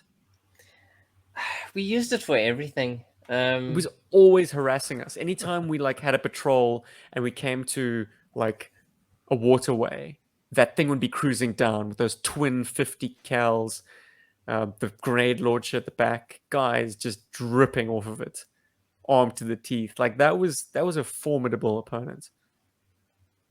And does it fight? It does. It Not does only fight. that, but it's got a sort of a simulated like wave crushing action because the wheel is slightly offset. Oh, So that's it right. turn- So like, even when you're not on water, it the front up and wheel down. moves. it'll rise up and down. Yeah. Hmm. Yeah, it moves like it's actually on water. Damn it, I So missed one of my the boat reasons- now. So one of the reasons I bought this one, aside from the like awesomeness of owning the original Gung Ho box and having this little piece of toy history, is because it's a vehicle that I feel is really missing in GI Joe, and I think it would fit in really nicely for like future play motions or just generally just for fun, like just to put my dudes on there and finally have the Joes on a boat, you know. Yeah, there just aren't that makes many sense. like boats. I mean, I think the core in general seems to do generic really well. If that's kind of like a positive, because I mean it's very generic, the sort of stuff that they have. It can be good guy, it can be bad guy. But also the thing is like they're all the core. That's I suppose a negative for the core is that there are no bad guys unless you make them bad guys yourself. Yeah. And Well, without they knowing flipped their it. names, you can. True. They flipped it now. Fortunately, they have introduced the curse as the bad guys. But I think Lanard's thinking in making the core not have an adversary is like symbiotically or even parasitically, they envisioned this toy line as always being complementary to GI Joe. That was how they were going to get your buck. They wanted you to be expanding your roster with their characters, not creating a world that stands on its own. Things have become more interesting lately because obviously GI Joe has disappeared from retail a number of times, and yet the core has not. The core has been evergreen as the sort of low price point little brother. The core has always been there. And so I think out of that, they needed to give birth to their own storyline, their independent plot, and their own adversaries. Hence, now we have the core versus the curse. And I was delighted to do a little bit of research into that recently and see that like they've got this time hopping plot line, which explains why you get dinosaurs in the core line nowadays. Paul, your favorite dude, Dino Riders. They're great. I'm glad I know. spent money on those. And by the same token, you get fabulous toys like the Beast Bomber, which is a B-25 Mitchell, like through and through. That is a World War II medium-sized bomber with two honking big jet engines slapped on the wings, and massive guns. I mean, it's obviously a B-25 on roids, man. This is like the Mad Max version of an airframe. But the reason being, the core have kind of been tripping through time and I guess modifying whatever weapons and equipment and beasts of burden they can find wherever they need to be. And I think the person that they're trying to track through these various time portals is none other than Whispering Willie. Hey, isn't that fun? They know this guy's notorious. Yeah.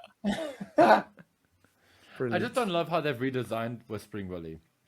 I really prefer the old look of him, that like, slimmer road pig kind of with a mohawk kind of vibe that they went for. I hate how they've changed him. Like he looks too normal now. Dare I say. But the story is cool. I mean, I had a look at it on the Core HQ site and did a bit of a dive there. And I don't know, it kind of made me want to buy some of them, which is Oh, absolutely. There's a beautiful plane called I think it's called the Sky Strike. I mean, how they got away with that is hilarious. But it looks like a P-51 Mustang, but like they've chopped off the rotor blades and made it a jet. And it's silver and gorgeous with a glass canopy. Like, hey, very, very attractive looking toy. Something I wanted to mention, just you mentioned the law now, and we've mentioned the Core HQ as a site to go to. I really love their approach to their brand, to the Core itself, because they've got really cool artwork going on for the modern Core. I really love the style that they use, and it's actually one of the really appealing factors of the new Core. But the thing I really, really love is that they put a huge emphasis on playing with your toys. And if you go onto that website, you'll see that they even have their own little play motion kind of thing happening at the bottom of the web page, where you see like, the helicopter or something flying through, and it's somebody that's holding it, but it's in a garden or it's in a backyard kind of thing. And it's great to see that. And I wish Hasbro would like cop onto that a little bit and realize that, these things are not just characters that are based on a vintage toy line that is so old with this great great story and whatever is written by Larry Hama, blah blah blah, but it's actually a toy line that you play with, and that's the thing that I feel like Hasbro really misses. And thankfully it's on the screen now, and you got all this great artwork that just pops up, and you get all these little features that like these like little hints at some kind of grand story. And then at some point you'll see like they'll have these moments where they've got the vehicles playing, or somebody playing with the vehicles. I think, Steve, if you click on figures, I think it is where they hide that. So yeah, you'll sort of get to, that Griffin is awesome. I was looking at that earlier today. Oof. But it's who cool. I think of when I see a website design like this? Strident. Yeah. Our old buddy Iwata Souza is very much in this kind of mode of like just like throw everything at the wall. Play is of paramount importance. Like as long as you got cool equipment going on cool missions, who cares if it's being pulled from the Core or GI Joe or Higher Toys or whatever?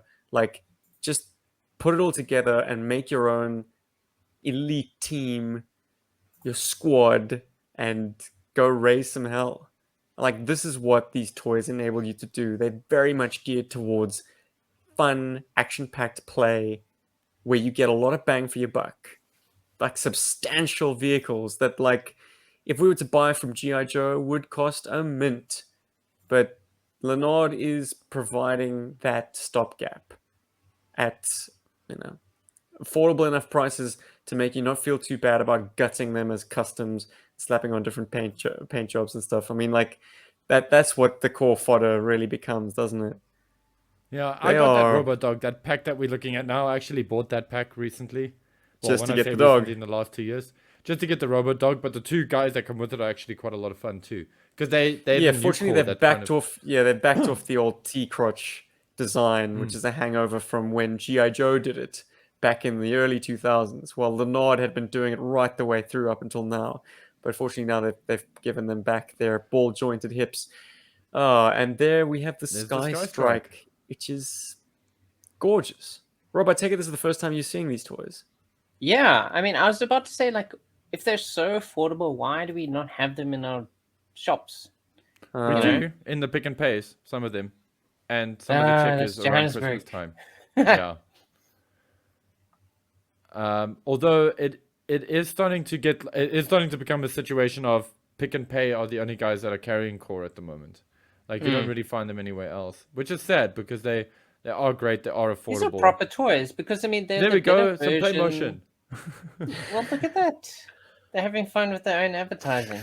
And you can see it's like in a garden, and you'll see them flying towards a tree. You see, like that's in somebody's backyard. That's awesome. That's what Hasbro should be pushing. They should be like, this is it, guys. This is what you're doing. Not like worrying about all kinds of ridiculous politics shit, and just like, hey kids, here's a bunch of really cool toys. Core gets it. They get it. Lanard understands this. And we started off lampooning these guys, and now we're like, hey, GI Joe, them a little. Better than Joe's. Very interesting. And while we're on the praise train for the Core, there is something I would like to mention.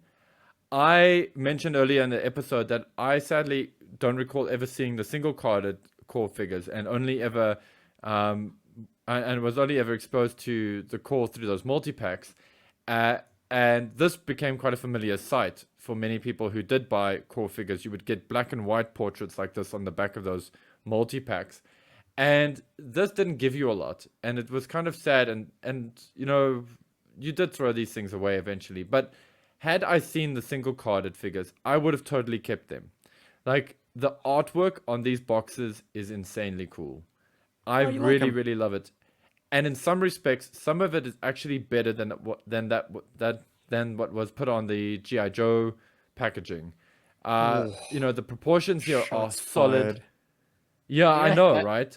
But the artwork is beautiful. I mean, even old Croc over here with these, it looks really great. I mean, that's obviously meant to be Crocodile Dundee, but it's just the way the muscles are painted, the colors used. I just really dig it. Yes, it is generic. It's not as exciting as GI Joe is, but there's just some great artistic pieces here that are happening. Okay, those happen to be very similarly posed, and I'm actually looking how this Bengala is a fiercely cool artwork. There's this other one of the other dreadnought looking dude, from Crowbar. This dude is such a great stand-in for Shipwreck, actually. John But Eagle. carrying on. John Eagle. I mean, that's great. Like, I mean, he looks like what's his face? That they based Lowlight on. His name's just like fallen out of my head now.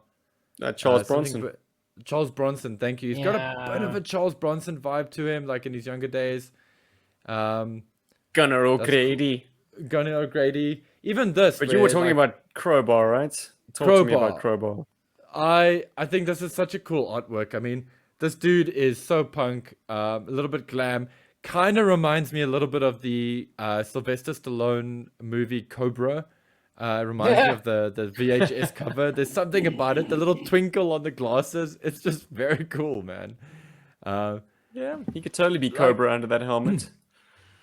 Totally. And I just thought that a lot of the artwork here was quite inspired. You know, they were very hard on like trying to get like a certain aesthetic going through here. And then I don't know about how you guys feel about this, and I'm gonna pop up a picture in 2 seconds. For our listeners, this is a picture of one of the multi-packs. It's like a corner. It's where they started getting like funky with the colors. And they got this dude, I think his name's like Steven something is the name of the character, or Steve whatever's. But it's Blanking so on the name, but I'll get it.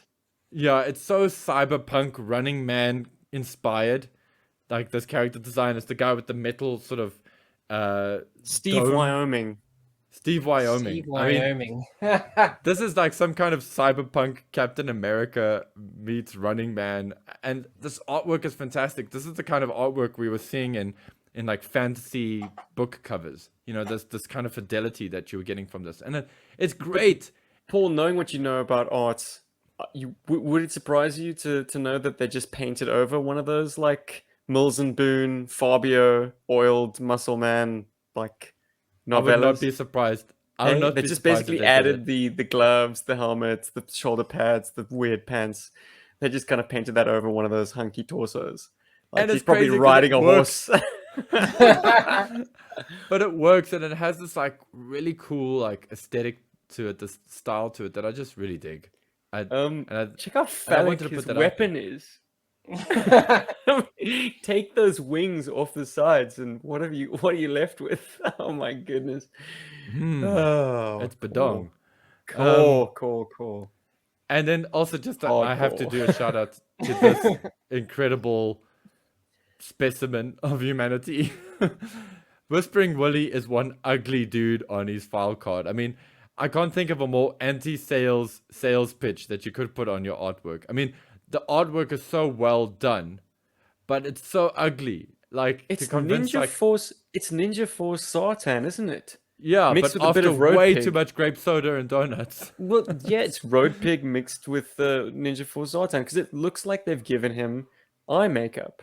Like, he's definitely Yeah. got Sartan's tats, his weird darkened eye doohickeys, and the Eye fact that he's got a doos, yeah. single like pink or orangish mohawk, like that's also a Zartan trait. Yeah, well, it eventually became a Zartan trait. I wonder if Interesting. Hasbro like sort of dipped into the core box of features because they probably looked at Core and they were like, well, these guys are still selling and they're selling a whole bunch. What can we take from them? You know, and thus was born Ninja Force Zartan.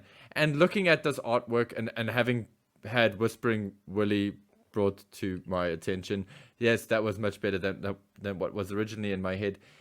I gotta say, I now understand why I appreciate and love Ninja Force Zartan as much as I do. I think it's because it reminds me so much of this figure and the fun I had with this toy as a kid. So that's something I figured would be worth putting out there for our listeners.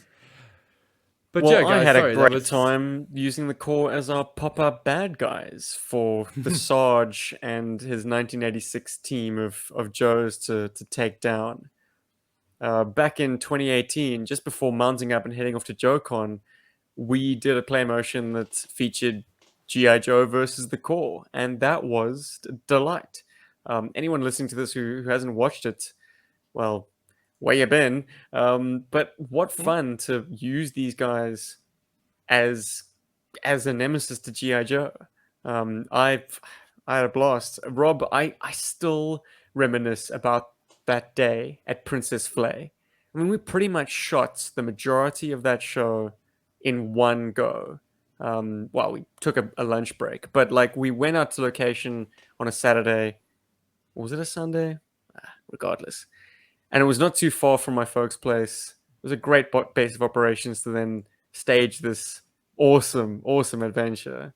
And we at some point we broke off into separate groups and did like coverage separately, and then we came together and did some stuff together. But man, memorable day, I'd say. How about you, man? We didn't have any skinny dippers, fortunately. No one shouting about the Bible. Yeah, I don't know. It was probably one of the cool highlights of just kind of like before we left South Africa, we still had one more like great thing to give people before we jetted off. And it was it was on. Fantastic as well. Hey, it was voted on by our backers, our GoFundMe crowd. Voted that the core should be our enemies. And so they were. There are definitely more than 3 people who like the core in the GI Joburg force. So, or dislike. It's difficult to say. It's a weird metric. True. Well, yeah, we definitely did have a pretty high body count, I'd say. Some of those core will definitely not be making it back from that mission. And the final kind of figures that I'd like to throw up in front of everyone's peepers were the 1998 figures, which actually start becoming really good. Some of them not so much. Rick Ranger's as plain as you can get. But then you got a trio called Just in Case, Lars Laser, Ice Cream Soldier, and Foolproof. And these figures are awesome. They are great, actually. Those guns, look at those guns. I dig them. And when I say guns, I mean his actual armaments. Okay, that gun. Actually, I like that gun. I think that gun's cool. Thank you, Just in Case. 2 core. But this dude is totally Ice Cream Soldier. Lars Laser. He's like Ice Cream Soldier, the Doom guy, and an eel in different lighting situations. And far better colors. He's in black body armor with green accessory pieces, a dark gray kind of undervest and trousers. It's a good looking toy, man. So yeah, things were definitely taking a turn for the better as the era of the O-ring was starting to wind down. And the final 2 of that series, this is actually my photography I'm throwing up from my blog, A Real South African Hero at blogspot.com. It's Tracker Tom and Shooter Sam. 2 characters that Rob particularly enjoyed playing with. They were just a lot of fun. They were just fantastic fun. Because, I mean, I think he looks... the Wild Bull guy just looks... I love that outfit. He looks amazing. And you just put them together. They are basically like... Spirit and Wild Bill. Spirit and Wild Bull, basically. Reminds me of Spur for some reason. Oh, now I want to go to Spur. Darn it. Sorry. People with a taste for life. Or something, Stephen, I don't know if you ever went to the Spur in Newlands, but they've actually closed that down, and it's a completely new restaurant now. Sad, because that was the original. My life so much. Was it the one in Newlands? Gone. Yeah. It was the best, and I tell you why, because it's across the road from the brewery. Yeah, All their kegs of beer was so fresh. Oh man, yeah. Unfortunately, it sucks. completely closed down. I think it was one of the victims of COVID. But yeah, these guys are fantastic. I think they made a nice pairing, and they're a lot of fun to Shooter play with. Sam is a cowboy all in black with silver Yes. 6 shooters on his Oh, it's thighs. perfect. It's such a nice color He was the combination. figure that you never put a gun in his hand because the way you saw it, he drew and fired those 6 shooters so fast you never even saw them leave the holsters. Yeah, that makes perfect sense, and that also means that his thumbs are in perfect condition. Oh yeah, absolutely. And Tracker Tom had a bow with an actual piece of elastic string. Yeah, he was a I lot of Yeah. mean, fun to play with. I wouldn't say it successfully shot the arrows, but like certainly A for effort. I mean, just nice to have mixed medium on your toy and an actual stretchy string that doesn't like he could draw it essentially. He could be posed with it drawn or posed with it slack, or not slack, still taut, but you know what I mean, like not drawn. Yeah. Which is a posing option that you cannot emulate with a hard plastic molded string. So, once again, guys, I know I'm perhaps sympathy for the devil here or sympathy for the little guy, but like advantage core, I'm definitely gonna say chalk that one up as a win for the generics. Well, I think if you put out so much stuff over so much time, you're gonna have a But couple of wins eventually get it along the right. way. Yeah, yeah, yeah. And those were definitely. I Definitely. mean, that line there was definitely a win. As kind of like the last gasp of O-ring construction for the core. Okay. Lightning round, boys. Of all Sure. the toys that we have showcased here in episode 236, what is top of the pops for you in the core? Oof. Rob, you go You knew I first, was going to please. ask it. You knew I was going to ask it. Come on. Weirdly enough, actually, I think it would probably be Tracker Tom. I think I like. Tracker Tom? Not Shooter I Sam? and no, because Shooter Sam is kind of generic, or at least he's kind of like a generic version of Wild Bill. But Tracker Tom is just uniquely himself. I mean, they've made other characters. I mean, kind of like they made the Indian, the Native American. he's the Native American guy, but they also made the other Indian guy, Bengali or Bengala. Bengal. Yeah, the guy But like, from I just India. he is actually from India, not the fake Indians that Columbus thought he found.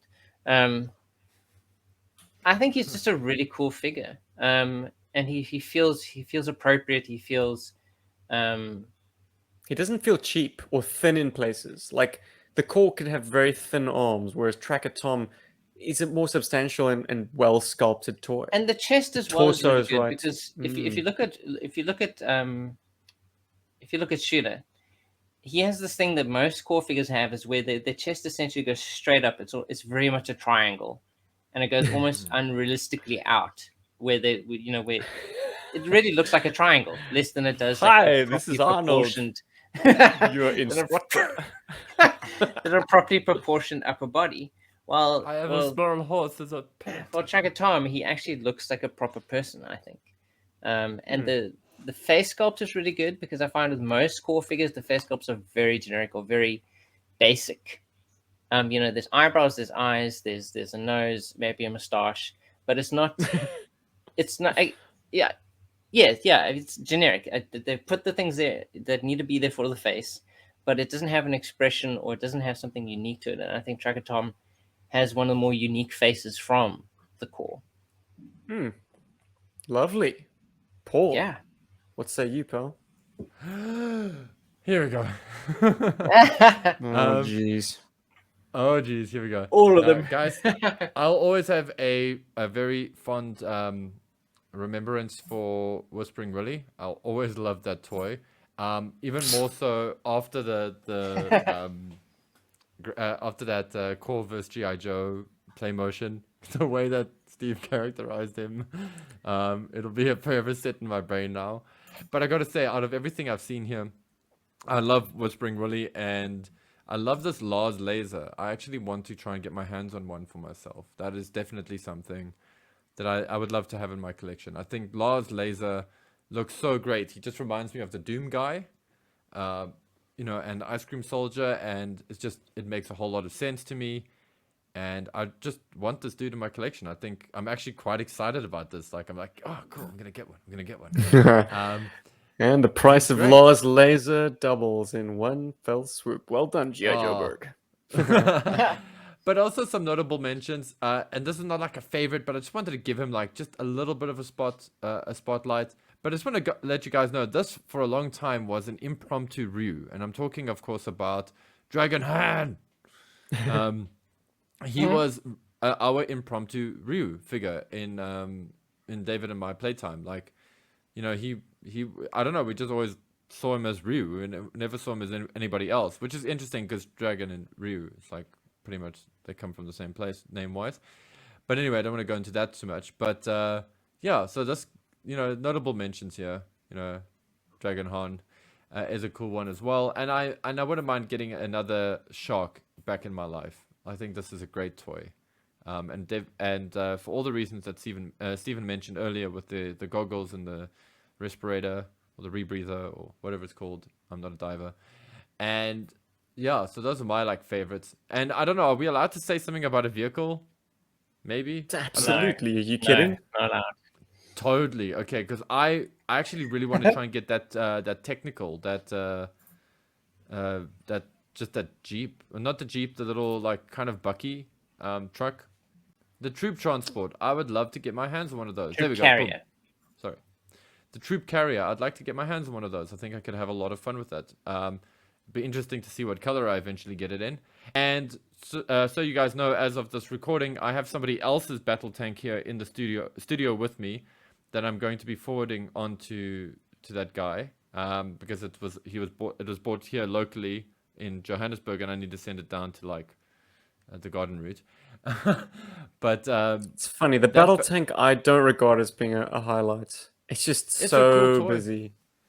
I know it is very busy, but it's very toyetic. There's a lot of stuff. There's a lot of fun stuff happening. I'm seeing it with newer eyes, and I'm appreciating it. But I don't necessarily have to have it in my life. But the troop carrier, I do have to have in my life. That's something that's got to find its way to me. Yeah, that would be my core wish list. Well, I can't finish our time here without highlighting the vehicle that usurped the Cobra Bug for me. That thing was a mainstay of play. As I said in the episode, like anytime we encountered a waterway on our kind of jungle treks, hey Rob, this thing would be patrolling it. It would be a constant threat.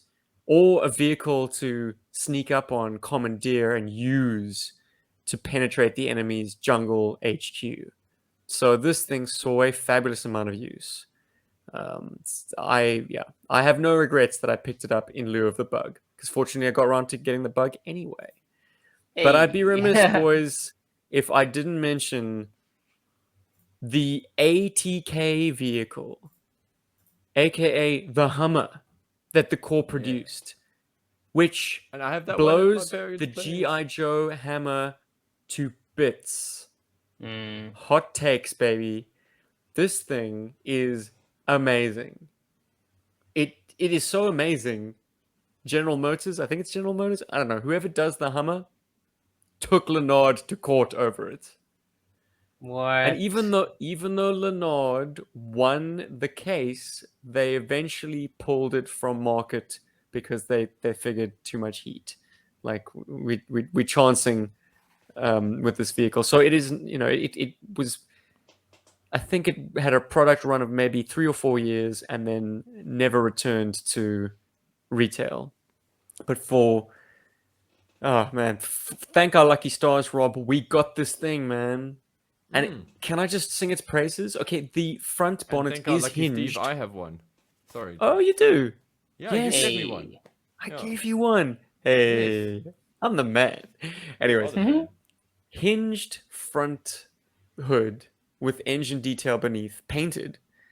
Opening doors, times two. Okay, the back two doors are not functional, but I mean, what you gonna do? This is made in the late 90s. There were no doors on the GI Joe hammer. But here's the real clincher for me.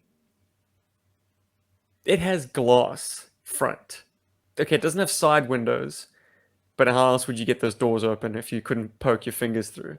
But the front has a windshield. The front has a windshield, a windscreen.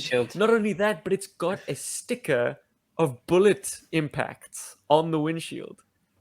I mean, the features just keep going on and on and on. Like, it's got twin 50 cals mounted on top with two portholes that don't have hatches that occupants can operate those from.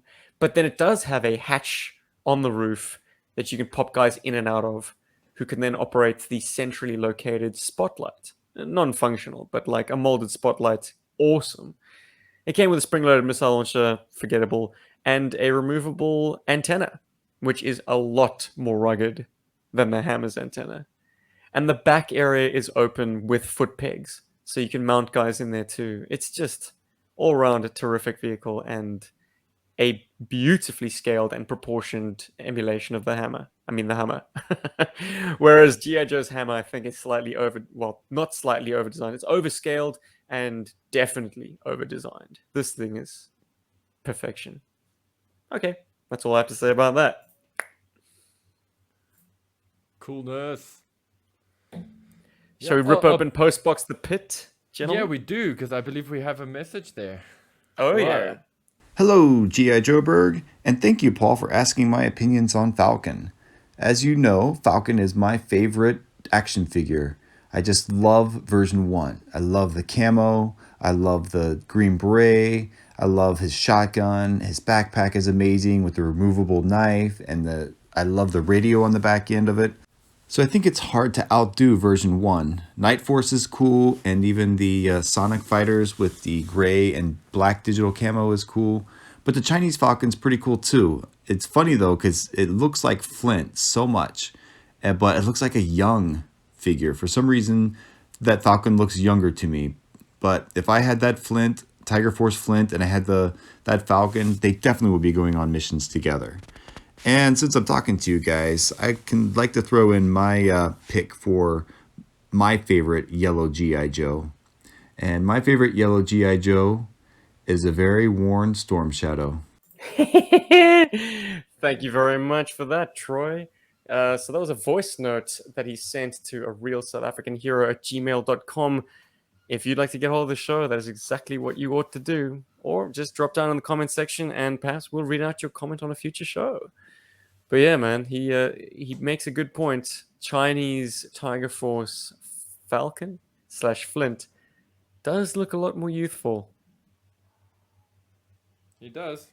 Definitely. We spoke about it at the time. I think it has to do with like it's Falcon's face, which is always a young-looking head sculpt. Perhaps too cherubic for my liking. Like I would prefer Falcon to look a little bit more rugged. But anyways, it's a baby face kind of head sculpt, and then you marry it to that like plunging neckline and massive chest of that 1991 Dusty, and the result is like, yeah, this guy just stepped off the field from the under-18s rugby team. I'm ready for G.I. Joe now. Yeah, just after I have my orange slices, please, coach. After the match, do you think we can go clap a beer? Yeah. At the Spur there by Newlands. Oh wait, it's closed. Boo! It's closed now. Oh, Damn it! I was looking forward to a Chico the Clown. Rob, I hate that. That sucks. That does suck. It sucks big time, dude. Apparently, if you go into the waterfront, it will hurt you, because a lot of stuff there is just gone. Shuttered. Yeah.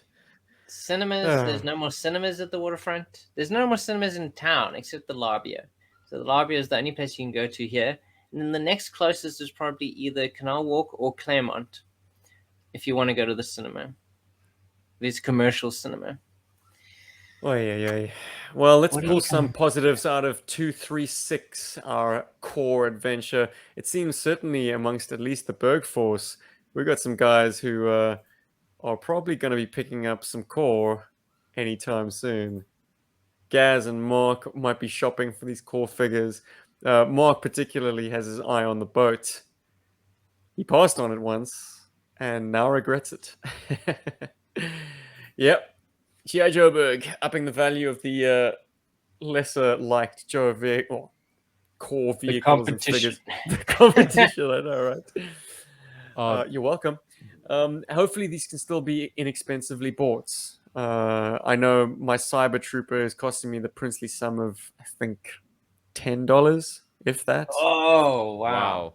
Yeah. Yeah, Happy I'm days. seeing characters That's like- Australian, right? 10 Australian, that's 100 Rand.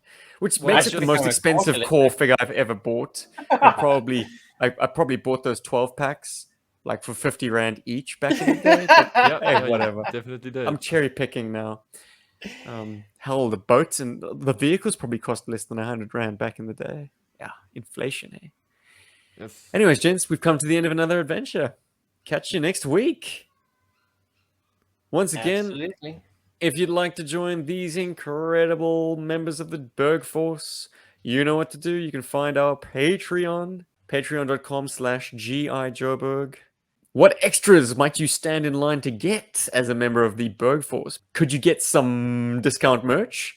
Yes, you can. Heck yeah. That's amazing. Oh my god, I want that shit. And that hoodie. Oh, that hoodie. I want that mask. And without further ado, I think it's a hearty Yo Joburg, and we are out.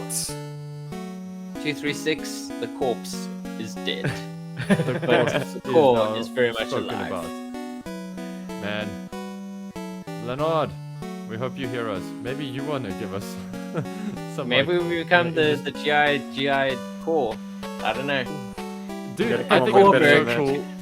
I think it'd be so cool if somebody from Lanard reaches out to us and is like, "Yeah, I'd love to speak about the core." Then we can talk about the core a little more. Love to sponsor you in a couple of episodes. Why not? Yep. Core Town. That's us. That could be fun. Core Never Town, happened. Cape Town, Core Town. Hey. All right. Without further ado, Yo Joe. Joe. Burr, burr, burr, burr.